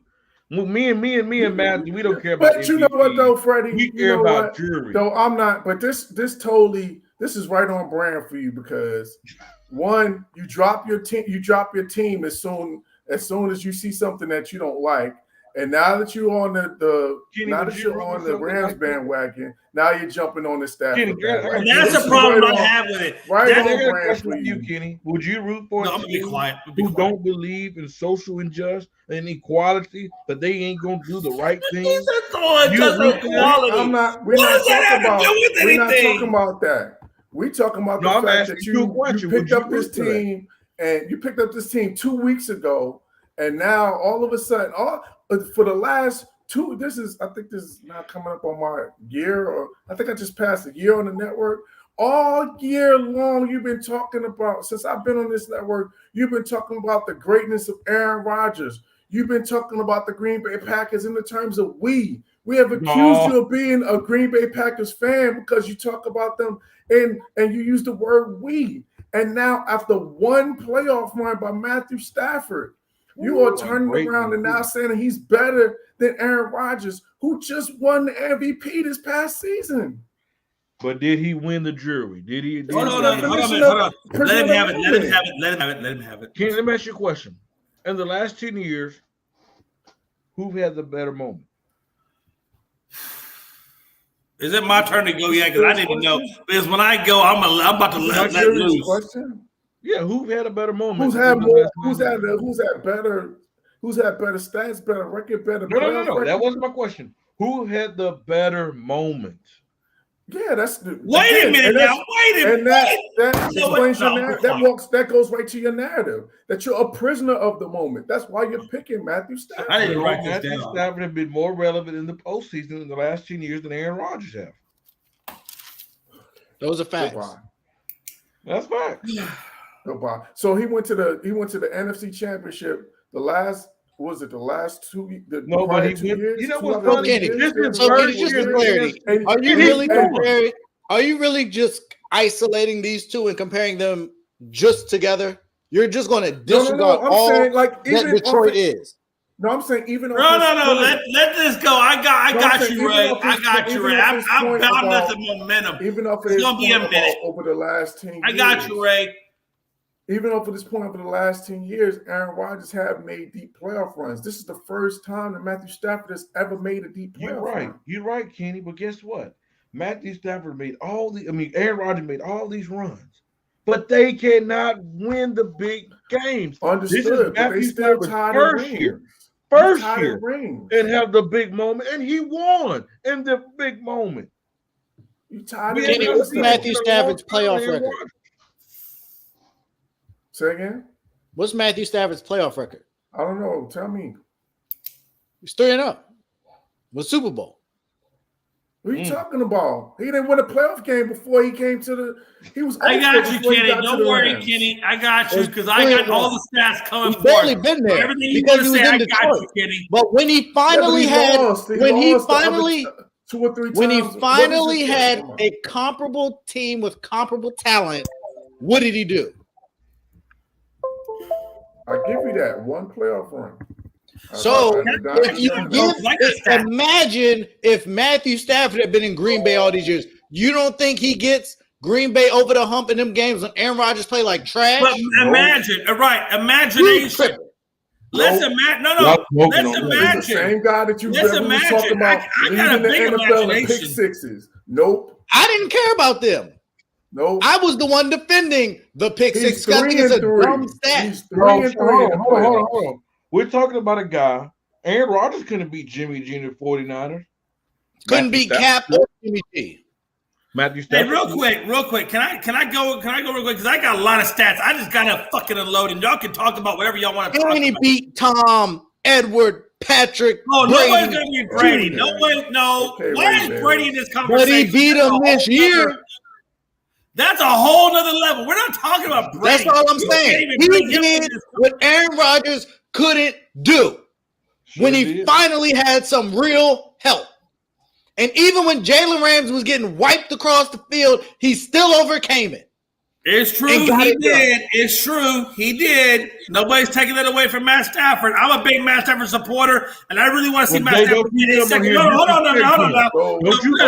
Listen, hold on. Time out. Damn it. Hold on a minute. I want to see Matt Stafford get his second Super Bowl. I do. I want to see Matt Stafford get his second Super Bowl so bad that it freaking hurts because I hate Aaron freaking Rodgers. I do.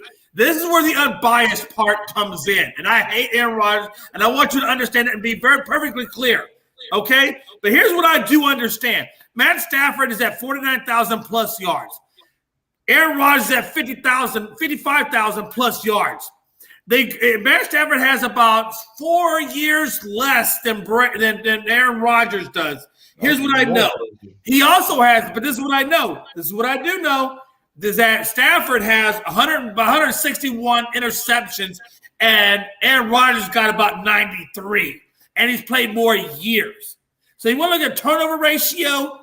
Turnover ratio states that Matt Stafford is not superior to Aaron Rodgers. Aaron Rodgers play? Hold on. Let's keep it going now for a minute. Let's just let those numbers sink in. Let's keep going.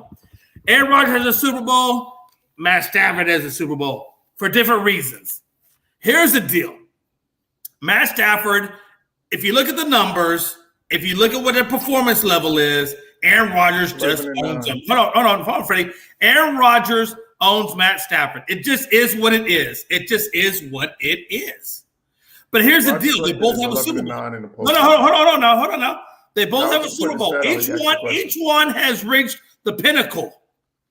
So in my opinion, and this is just my opinion, and I'll be quiet the rest of the night, but my opinion is this. Aaron Rodgers 12. Hold on. If Matt Stafford and let me be honest with you, Aaron Rodgers is a great regular season MVP. Aaron Rodgers is a great regular season MVP. But he does, Freddie, struggle in the postseason. He does.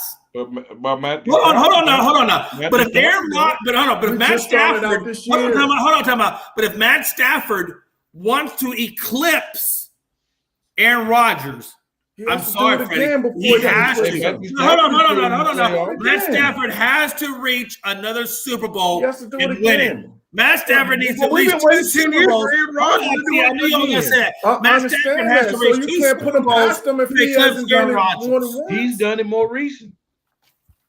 Aaron Rodgers or Matt Stafford has to get 2 Super Bowls to eclipse Aaron Rodgers to make that proclamation work. 500 in the playoffs. Let that sink in. Matt Stafford has to reach 2 Super Bowls to make that eclipse work. He has to. He just has to. Before the season. Because to Ray's point and to Kenny's point, he was stuck in freaking Detroit.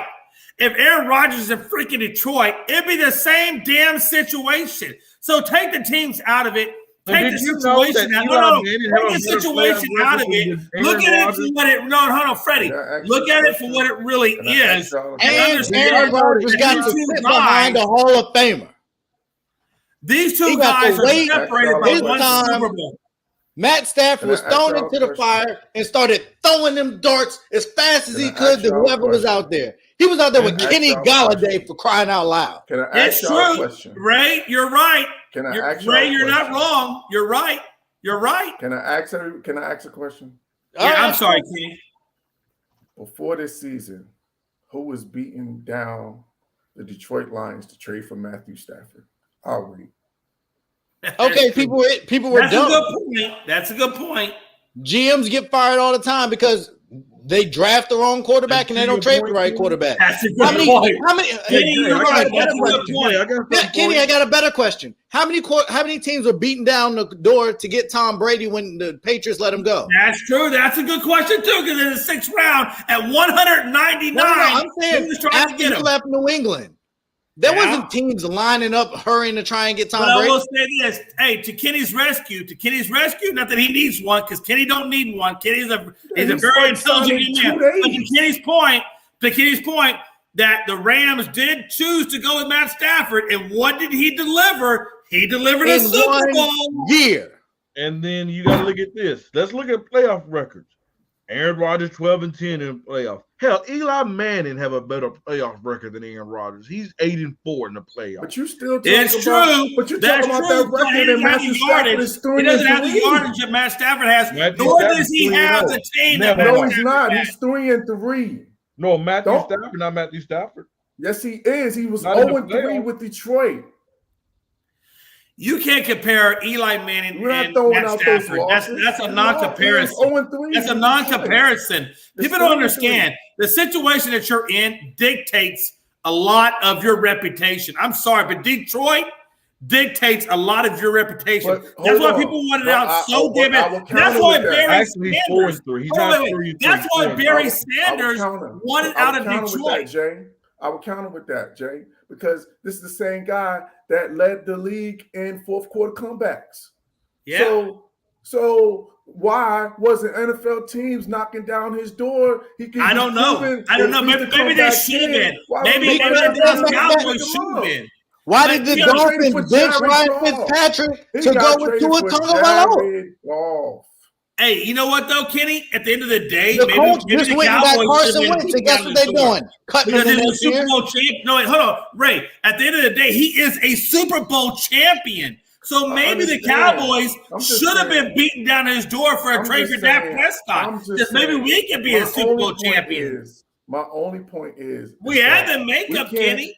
I understand. My only point is we can't take one playoff run. No, you can't, but that's still a spark, Kenny. Let's finish. You can't take one playoff run.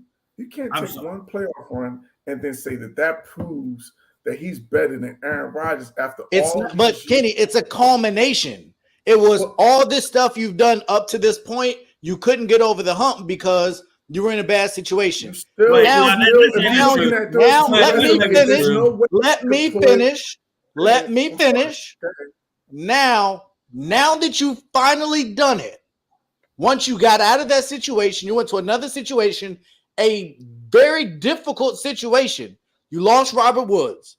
You brought in Odell. You had all these moving parts in a new offense in a COVID world. That's true. That's true. So you think just going that's a difficult situation? Are you kidding me? with all that pressure? Hey, I'm saying That this. wasn't an easy Hey, situation watch to be this. in. Matt Stafford got one Super Bowl. That means he's got at least 1 to 2 to 3 years of productivity along with the Rams organization to get another.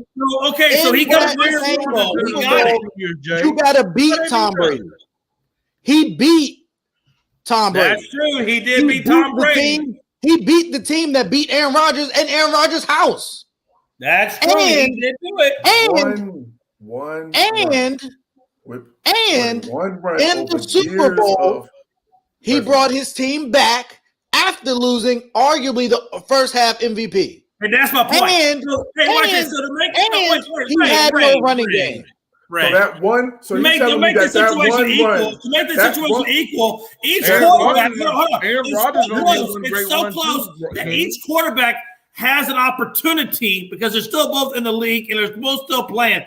One of them has to win a Super Bowl to get the edge over the other. That just is the way it is. Stafford is the way it is. More recently than Aaron Rodgers. But you guys are making my point that you're saying that one run overtakes the Super Bowl and all of the playoffs. It does. The numbers are so close that it does. All the playoff runs that Aaron Rodgers made.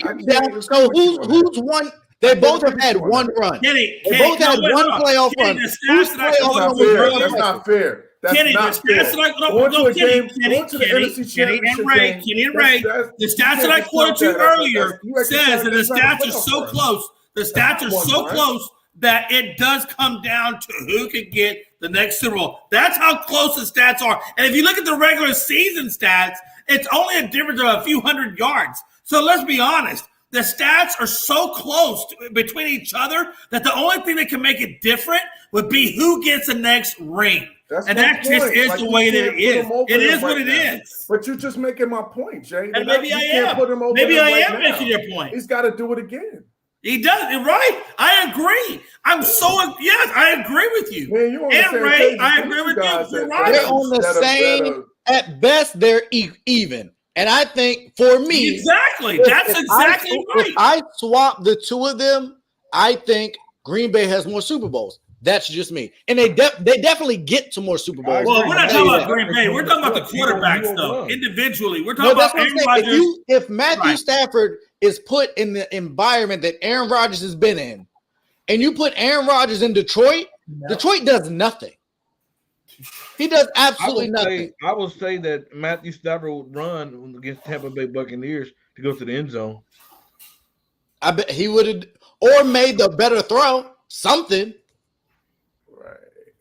I'll tell you one thing, though. I will say this. Next year, what is it, 2023? Hey, the 2022 to 2023 season will be freaking amazing. It's going to be so much on the line. It's ridiculous. Real Talk Monday, I got to give you those Rams again on this show. No, but you see what I'm saying? I will stop your camera. But Kenny, do you see that the 2022 to next year is going to be a very interesting That's my point. That's my point. To me, he has to do it again before you can say he's better than. But when is Aaron Rodgers? I agree with you. 100%. Every year. Y'all on that side, we on this side. We're gonna agree to disagree. Cool. So before we get too late, and it look like we ain't gonna get to all the topics, but we do got to spend some time on the halftime show. As much as we talked about was Aaron Donald the top 5 defensive player of all time, we've talked about how great Matthew Stafford was and Cooper Kupp's season was. The undisputed moment of the Super Bowl to me was the halftime show. It was, because it wasn't the commercials. It wasn't the commercials. It wasn't Joe Burrow going down and scoring a late touchdown. It wasn't Aaron Donald getting pressure because he was finally single covered because all the other defenders was taking care of business. Man. It was the halftime show. So, Freddie, I'm going to give you the floor, but where does this rank for you in your lifetime in halftime shows, and overall, what were your thoughts? In my lifetime, it was number one. Right on Man, brand. and I didn't see the one with Prince. I'm not gonna sit there and so I'm just going off what I've seen. This is number one. I was so excited about this halftime show all week long. I couldn't stop talking about it. Now I'm not gonna lie. What I would have loved to see Snoop pull up in the lowrider. He's actually driving into it.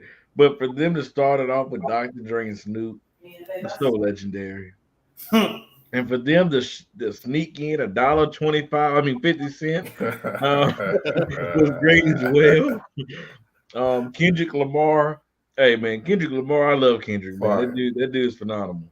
And Mary J, oh my God, whoa, that woman can sing. He still got their boots on, by the way. Eminem killed it. Only thing I wish I would have seen, I would have loved to see Ice Cube out there performing as well. But man, this halftime show was great. Like the scenery was great, the lyrics, the music, everything was great about it. And that's how Hollywood. That's what Hollywood is about. I mean, they had only that's the only way you could do is put on a show like that. And that's gotta give mad props to Jay-Z, man, for putting on the people that he got to team up with them to put this together. It was great to see Dr. Dre and Snoop Dogg, man. That was really it was phenomenal, man. I rewatched it the next day. That's how great it was. I'm probably gonna rewatch it again. Kenny, what you got? Yeah, man, it's definitely. I'm not sure if it's number one, but it's definitely up there in terms of top five. Like, because that Prince, man, like, watching Prince do Purple Rain and with the guitar and it's raining outside, like that moment was like it was epic. Yeah, that was one of them epic moments, man. It was epic. It was fucking epic. So I can't. Yeah, I while it was up there. I can't put, it's definitely some other ones. Even Bruno Mars had an amazing halftime show. That was another great one as well. Beyonce was cool too, but those are my top three. But it's definitely up there, man. Just where's Janet Jackson ranking? hey, that's number one for in terms of eye candy. That was number one. Freddie only likes it because he got a little boob action. That was number one for entertainment value. For my personal entertainment value, that was number one. But yeah, those other ones. But yeah, that was amazing. It was amazing from top to bottom. Just the staging, the set was crazy. Just the board, and then they had the low riders, and then the performers and the khakis. With Kendrick. It was just from top to bottom. Now I will say this: like I probably I'm not sure. And I was watching an interview with Mary J. Blige. She explained why she picked No More Drama. I probably would have went with something like I probably would have went with Happy or A Real Love maybe. But when she explained it, it made sense. The fact that what we're going through right now with the pandemic and all of that stuff, I understand why Dre picked that. But just from top to bottom, and Adam Blackstone, like that band, that's one of the best bands in the land. Then you bring in Anderson .Paak, and he got on the drums and was cooking like. That was just super amazing. So it was definitely one of my favorites for sure. And the tribute to Tupac was legendary as well.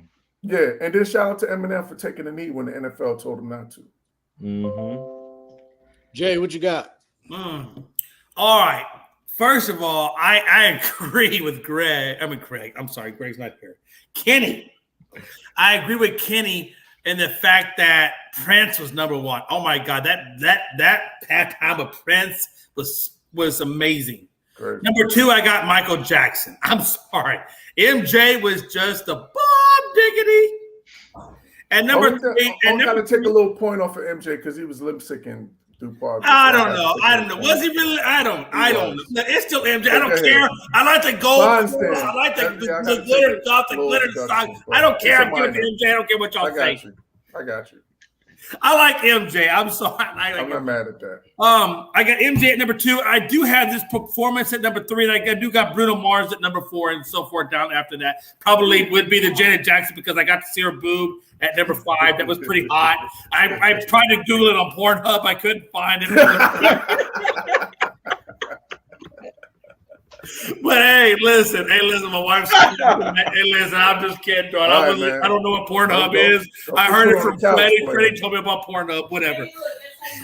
She's like, you're the wife. Hey, but keeping it real. I look at this performance by Snoop. I look at the performance by Dre and Missy. By the way, if it had been Missy, I would like to sing the song The Rain because I think the song The Rain is just so freaking phenomenally on a beat perspective. It's just cool. I like to dance to it. It's the bomb.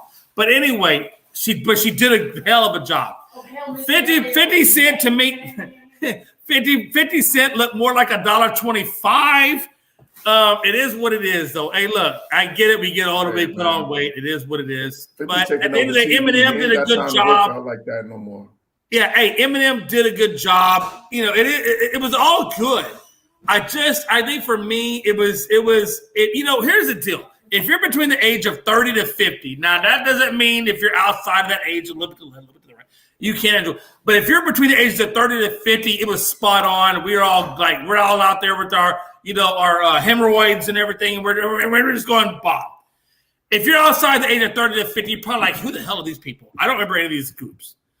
But that doesn't mean or take away from the amazingness of this performance. I think with Freddie's rendition of Snoop Dogg, gin and juice, coming in on the low rider, smoking a little weed, because in California it's freaking legal, so nobody gives a damn, would have been probably the epic moment that probably could have put it in the realm of a Prince or a Michael Jackson.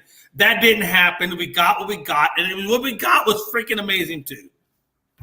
That's my No, I definitely agree. Probably in my lifetime, I think it's up there. I think the difference for me that I think the only thing that I would knock Prince for that I would give this group a lot more credit for was Prince wasn't in Minneapolis. He was in Minnesota. He was in Miami. Had he been Had he been in Minneapolis, I think we could have a much, much harder conversation. And now they're getting Super Bowls up there. But the fact that all of that happened, even from the outfits, I think it was doing Dre where they had like I don't know, it ain't flannel. What's that? The brown and white. That was just so LA. That was almost like a khaki. Like a khaki. That's what I'm looking for. The khaki suits.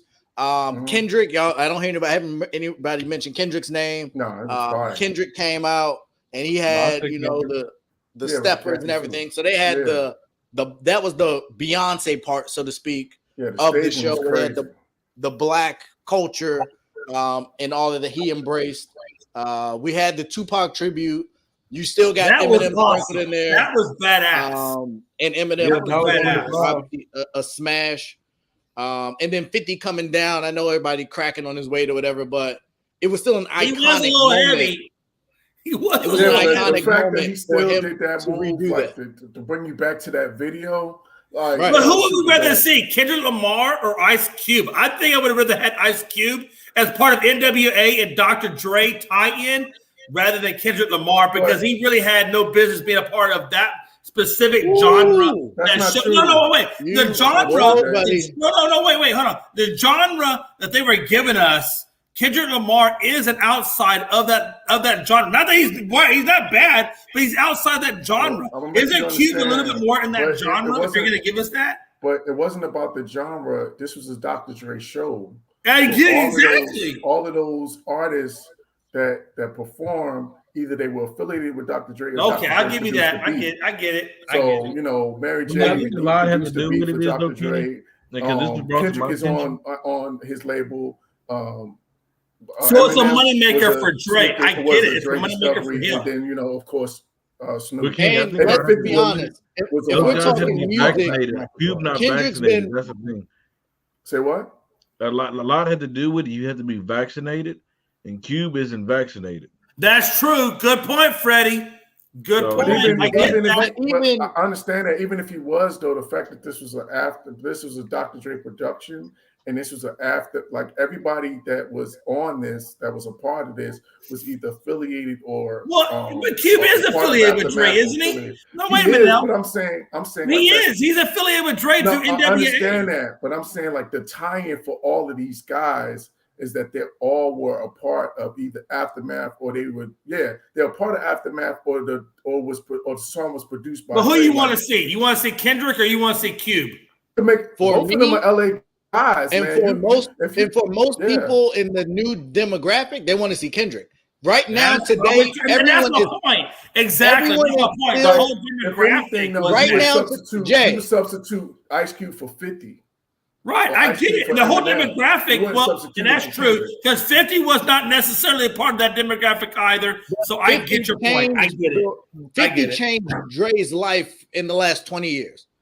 Like, 50 changed Eminem's life too, because wasn't he signed to Eminem? But those are all smashes, man. That Dre. Right, I get it. It's all linked back to Dre. Even Eminem was linked to Dre. You're right. I mean, it would have been nice to add Ice Cube. For that, you could have added The Game. I think The Game would have been a nice sprinkle as well. Sure. But you had a limited amount of people, a limited amount of time. But it was a damn good ass show. To LA, I'm on the internet. Come up there next. I'm not gonna lie to you. You said what? I thought Jay-Z was coming out next. I'm not gonna lie. I was hoping he would. I was really kind of hoping to see Jay-Z do a cameo. We didn't need to see Jay-Z. As a cameo? You didn't want to see him as a cameo? Even if he didn't perform as a cameo? It would have went outside the theme for the night, though. Right. Well, hey, we were already outside the theme, to be honest with you. No. We were already outside the theme. It was a Dre theme, and it fit. You could have used Jay because he wrote the song, but that was. He wrote his verse. Yeah, he wrote it. But yeah, well, fair. Now if Jay would have rapped the verse for is it still Dre that he wrote Dre's verse? Yeah, he wrote both verses on it. Yeah, so if he came in and rapped that for him, that would have been hot. You know what would be hot? Can I say one thing? You know what would be hot is if next year in 2023, it won't happen, but what I would love to see happen is a mixture of NWA and freaking Bone Thugs and Harmony just going at it. Because you got the harmony, you got the rap, you got the whole nine. I would love to see that. The world doesn't want to see that. Really? Especially not in Arizona. We're good. He said, especially not in Arizona. We'll bring that shit to the desert. Yeah, they can pack that up. I saw Bone Thugs on Versus, and that was plenty for me. Wait. Ray. Now, Ray, are you telling me that you did not like Bone Thugs? Yeah, but once they do Crossroads, that's pretty much going to be for a Super Bowl halftime. That would be one of the lowest rated halftime shows ever. Yeah, I think once they do Crossroads, then everybody's going to be like, huh? And that's not even a good Super Bowl song. Like, well, damn it, really, I suck again. Nah, that's all good. But before we get out of here, we do got to talk about an interesting development. There was some conflicting reports today that the Deshaun Watson has mentioned Minnesota and I think Tampa Bay as options. Josina Anderson refuted those reports and said that Watson and his lawyer are solely focused on clearing his name. So as it stands today, who's more likely to see the field next season? Antonio Brown or Deshaun Watson? Man, you got something, Antonio Brown. Wow, that's a good topic.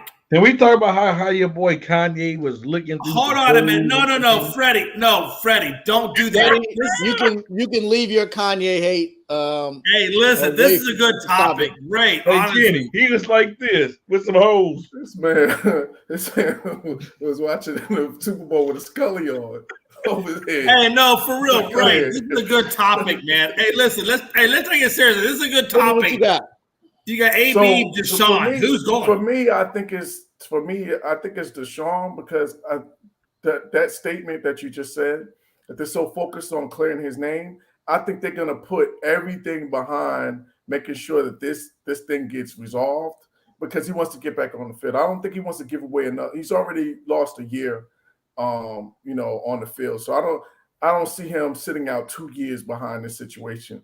So I think he's going to get back on the field before AB because, again, while it's the questions about AB, the issues about AB, you could kind of it's apples and oranges in a sense. Both of them have some past that they got to deal with, or some issues, or some personal issues that would scare some teams maybe. But I think the lesser of the risk of the two. This is the first time we've ever heard anything about Deshaun Watson. So I think teams would be less scared off on taking a chance on Deshaun Watson than they would on AB. So for that reason, I think that Deshaun Watson gets back on the field before AB.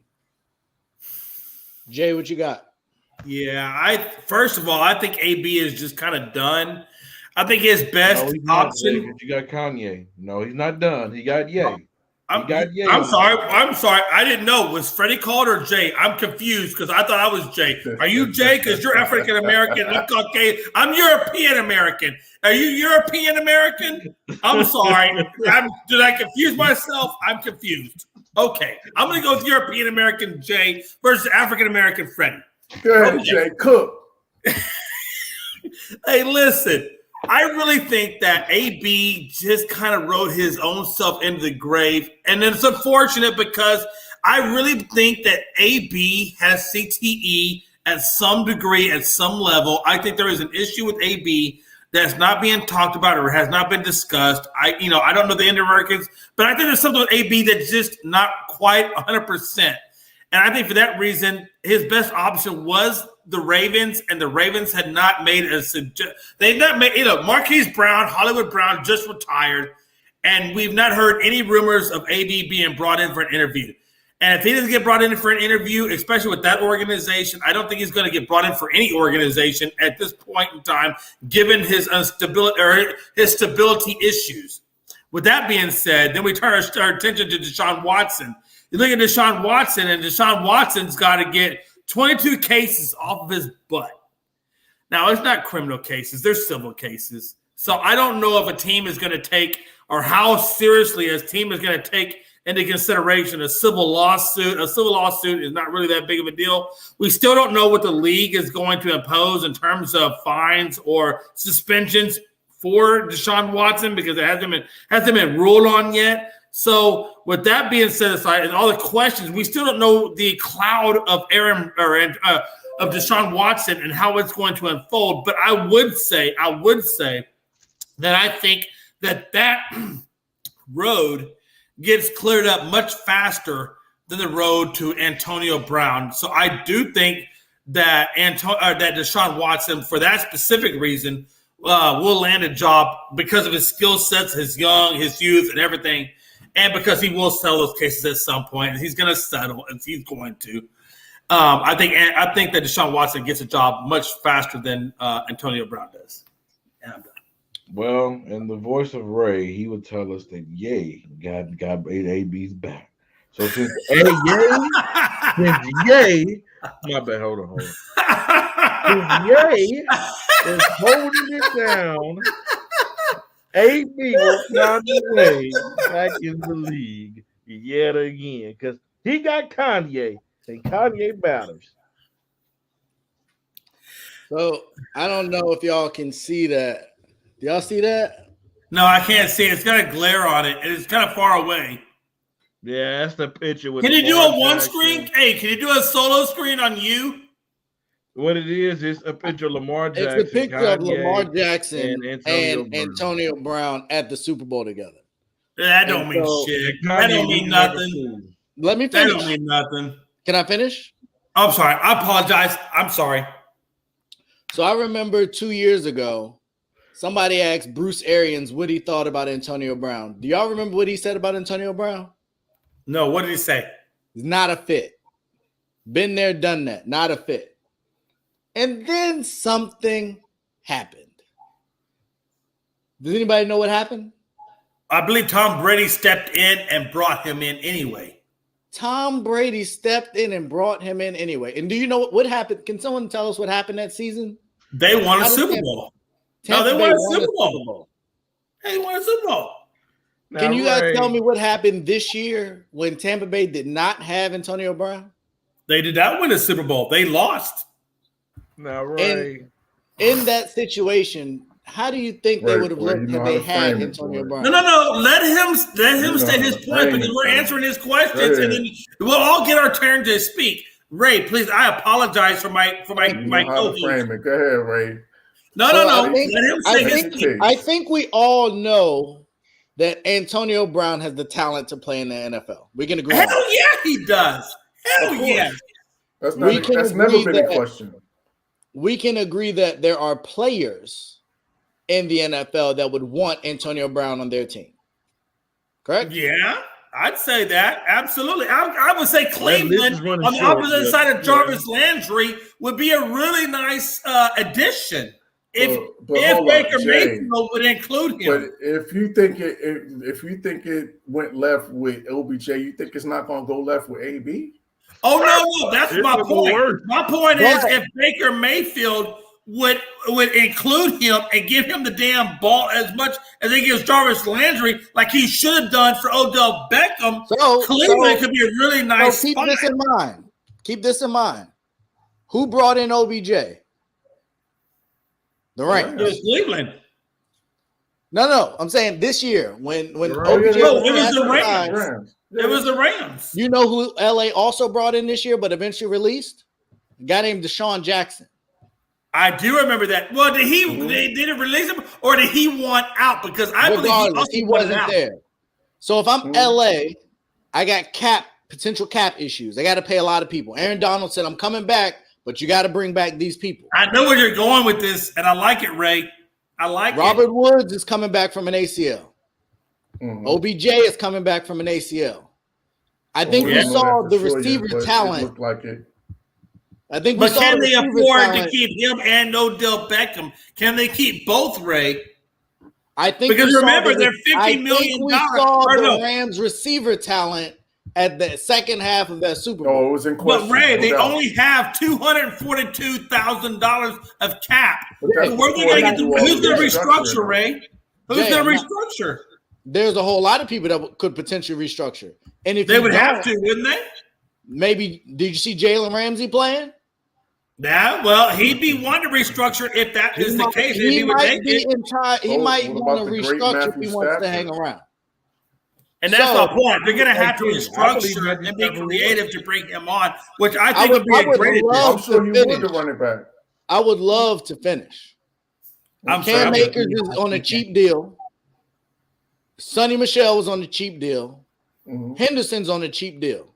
You might have to pay Higbee. Stafford's locked up. You're paying Higbee. So if I'm Sean McVay, and we've seen Sean McVay these last couple of days, he loves the spotlight. He loves bringing in controversial wide receivers and making it work. Fair. We have Ye, who has donned the sports and bought a suite for the Super Bowl in LA. He's doing a lot of philanthropic things in LA. And let's be honest, if you're going to keep Henderson because Henderson's your guy, you're either going to decide between Cam Akers or Sonny Michel. Let's not confuse this. AB, based on his last antics, would come cheap. He's been cheap for the last 2 years. Right. I'm sorry to catch y'all, bro. ESPN, somebody posted a picture. They said, just imagine watching the game through what God is watching the game. When you're that rich, you can do whatever you want. But Ray, let me ask you a question. And I'm going to get to Deshaun in a minute, but Kenny, I'll answer your question. And I got a question for you. Go ahead. Oh, no, I got a little bit to go. Just a little. Okay, got you. So if you had to choose between on a cheaper deal, because we're assuming that OBJ is going to come on a cheaper deal too because of this injury, which we think is going to be another ACL. Who would you give the deal to? Would you give it to OBJ or would you give it to AB? I'm giving it to AB. I'd give it to Odell because he's been in the system already. He's been in the I get it. That makes sense. What about you? That makes sense. OBJ all the way. Only if you believe in Odell Beckham Jr. twice operated on knee is going to be the guy. Otherwise, he doesn't have to be. He doesn't necessarily have to be. Believe that. Hold on. Guy, He's the second guy. You got three running backs. Hold on, Kenny. You got three running backs. You got Cam Akers and Sonny Michel that almost kind of the same guy. And you got Henderson in the middle. I might let go maybe of either Sonny Michel, keep Cam Akers, keep Henderson, and then bring in your wide receiver and AB and see which one of your two wideouts can be the guy, and then go from there. But here's another question, Jay. Remember, who's the number one on the LA Rams? Cooper Kupp. Number one is still Cooper Kupp. Who's going to get the majority of the touches? Who's going to get Cooper Kupp, followed by Woods, and then maybe Odell Beckham after that, or AB. Odell's not going to be back until December at best, so he's not really relevant. Right, exactly, and that's a good point. Well, so here's the other question: how long is AB going to be a good soldier? Exactly, that's a true question. The majority of the targets. Yes, Kenny, that's the wrong question because this question. I got you, Ray. No, that's a good question. Who's going to play this year? Hold on. And does Sean McVay believe what you believe? Ray, I got you. Hold on. Kenny. I love it when Freddie brings the microphone off the stand. He's around the great influencers. Yay. Freddie's going at some point. Freddie's going the same way he's talking. He talked so much about Aaron Rodgers. No, I think my question is that will AB be able to, because we saw OBJ come in and kind of ingratiate himself into the system, and eventually he worked his way to the point where he was getting more targets. And that's my point, though, Kenny. That's my question. You got a plethora at running back. Is he going to be the good soldier? Is he going to be okay playing the back seat? But that's my point, Kenny. Because I think that's the problem. But that's what happened with Deshaun Jackson. Remember, that's my point. You got a plethora at running back that you can give one position at running back to allow for the extra wide receiver to come on. And if he doesn't, you still got Odell in the background. What I'm saying is you got two contracts coming on that are super, super, super dirt cheap because of we keep bringing up Odell. Odell doesn't matter. Kenny, here's the difference. Kenny, here's the difference between. I'm just saying, you can't deny it. 2 years ago and AB last year. What happened was AB started complaining about targets. Remember, he was in Tampa for 2 years. His issue with the targets became when Chris Godwin and them were gone. When he felt he was the man. I love that. Put that demographic back up. That was funny. I love that. If you have a healthy Robert Woods back, you have a healthy Cooper Kupp back, you have a healthy Tyler Higbee back, you can have that conversation with AB and say, hey, we would love to bring you in. This is your role. What do you think? And at that point, AB has a choice. AB runs into issues when AB becomes the one.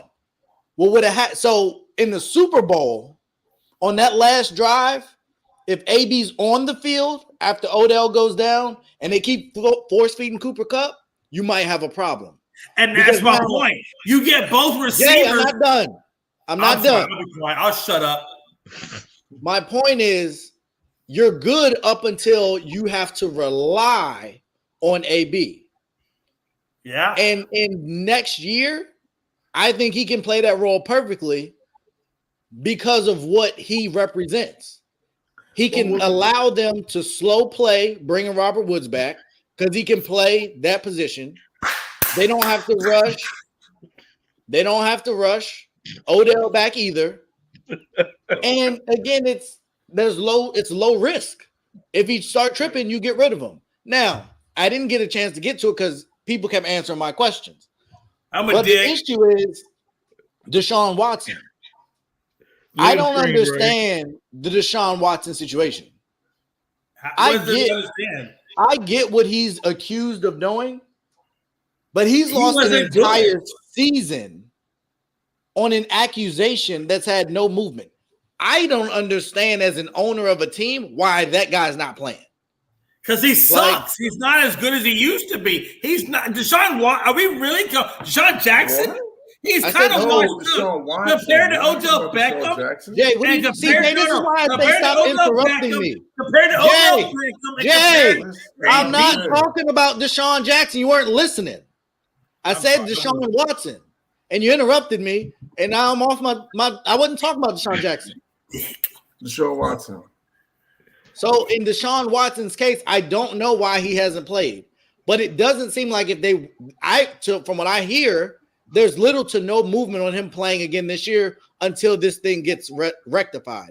Why? I have no idea. People have killed people and come back to play faster than Deshaun Watson, who is still innocent of everything. So I don't understand the thought process. If I'm an owner, I trade for Deshaun Watson today, and he starts for me game one until they come up with some kind of real criminal evidence or some kind of criminal charges. Well, wait, I think the issue is he's already been punished. No, I'm saying I think the issue about and I understand your point, but I think the issue is what owners are afraid of is that there's something further maybe coming down the line. You know, because that whole conduct detrimental to the give him his 6 games. Right, that's what I'm saying. That's why I think that's what owners are afraid of is there going to be an additional on top after he's already, given this year away? Are they going to still on top of that suspend him for another 6 games for the conduct detrimental to the league or whatever? I take that in a heartbeat. If I'm Washington, if I'm Miami, if I'm outside of, if I'm Tennessee. If I'm any of those teams, hey, first of all, Deshaun Watson isn't innocent.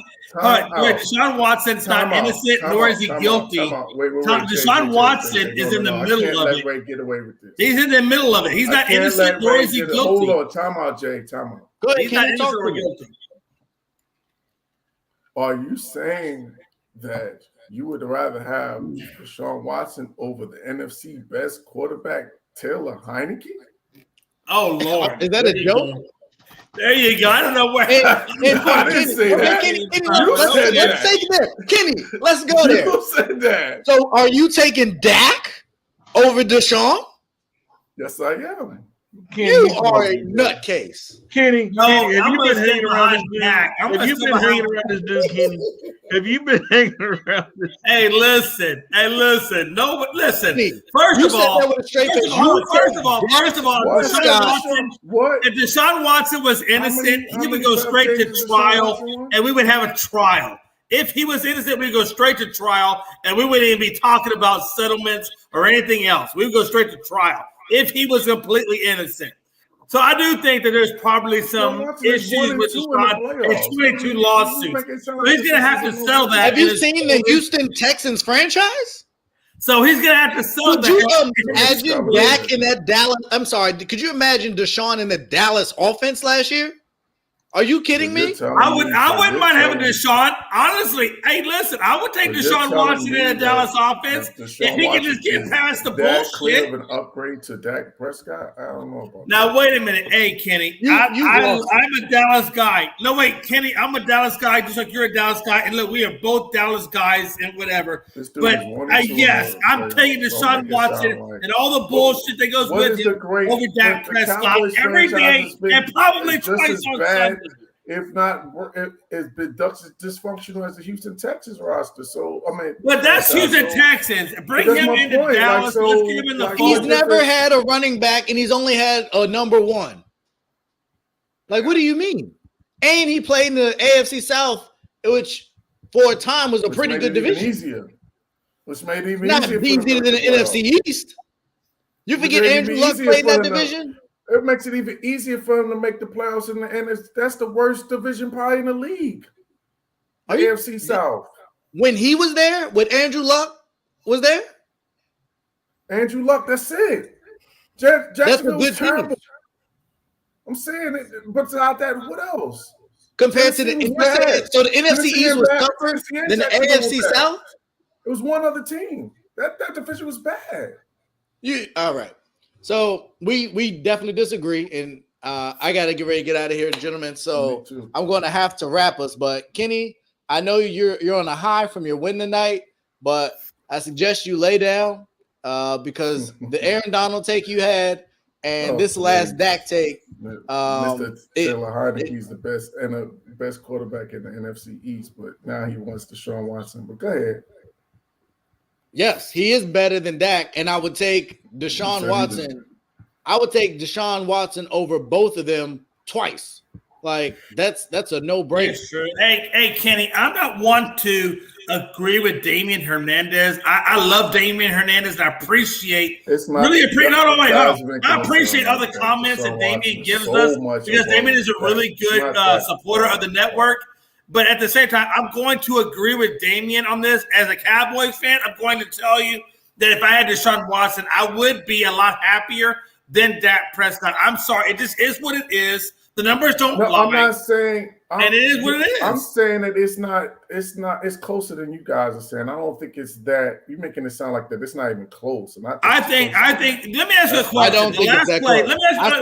I saw Deshaun play against Alabama, and I saw Dak play against Alabama. Hey, one question. Just one question, Frank. One question. When you watch the finals against the 49ers – hold on. When you watch the finals against the 49ers – let me ask you two questions. Let me break it down into two parts. The first part is, A, do you call an audible on the last play of the game and do something different? And if you don't call an audible and you go with the play, do you then go down about 3 to 4 yards into it and play another game and give the ball to the referee rather than go the full 8 or 9, not get the first down, not give the ball to the referee, and then take the end of the game done? Which one are you doing? I'm sorry. Say that again. So the claim is Dak Prescott basically ran too far on the play that was called, and that's what ended the game because there was no time left to basically continue the game. So do you if you're Dak Prescott, do you call an audible, or B, when you run the ball, are you cognizant of the clock? Give yourself enough time to stop the play, get the ball to the ref, and now one more play to continue the game rather than taking the L. What are you doing? Oh, hindsight, of course, I'm going to. It's hindsight, but as a quarterback, which one are you taking? I'm confused. What's the point of the question? Who's that? No, the point of the question is this. The point of the question is this. The playmaking, the decision-making, the reading of the defenses, the ability and the experience of the quarterback and Dak Prescott versus a Deshaun Watson is the point of the question.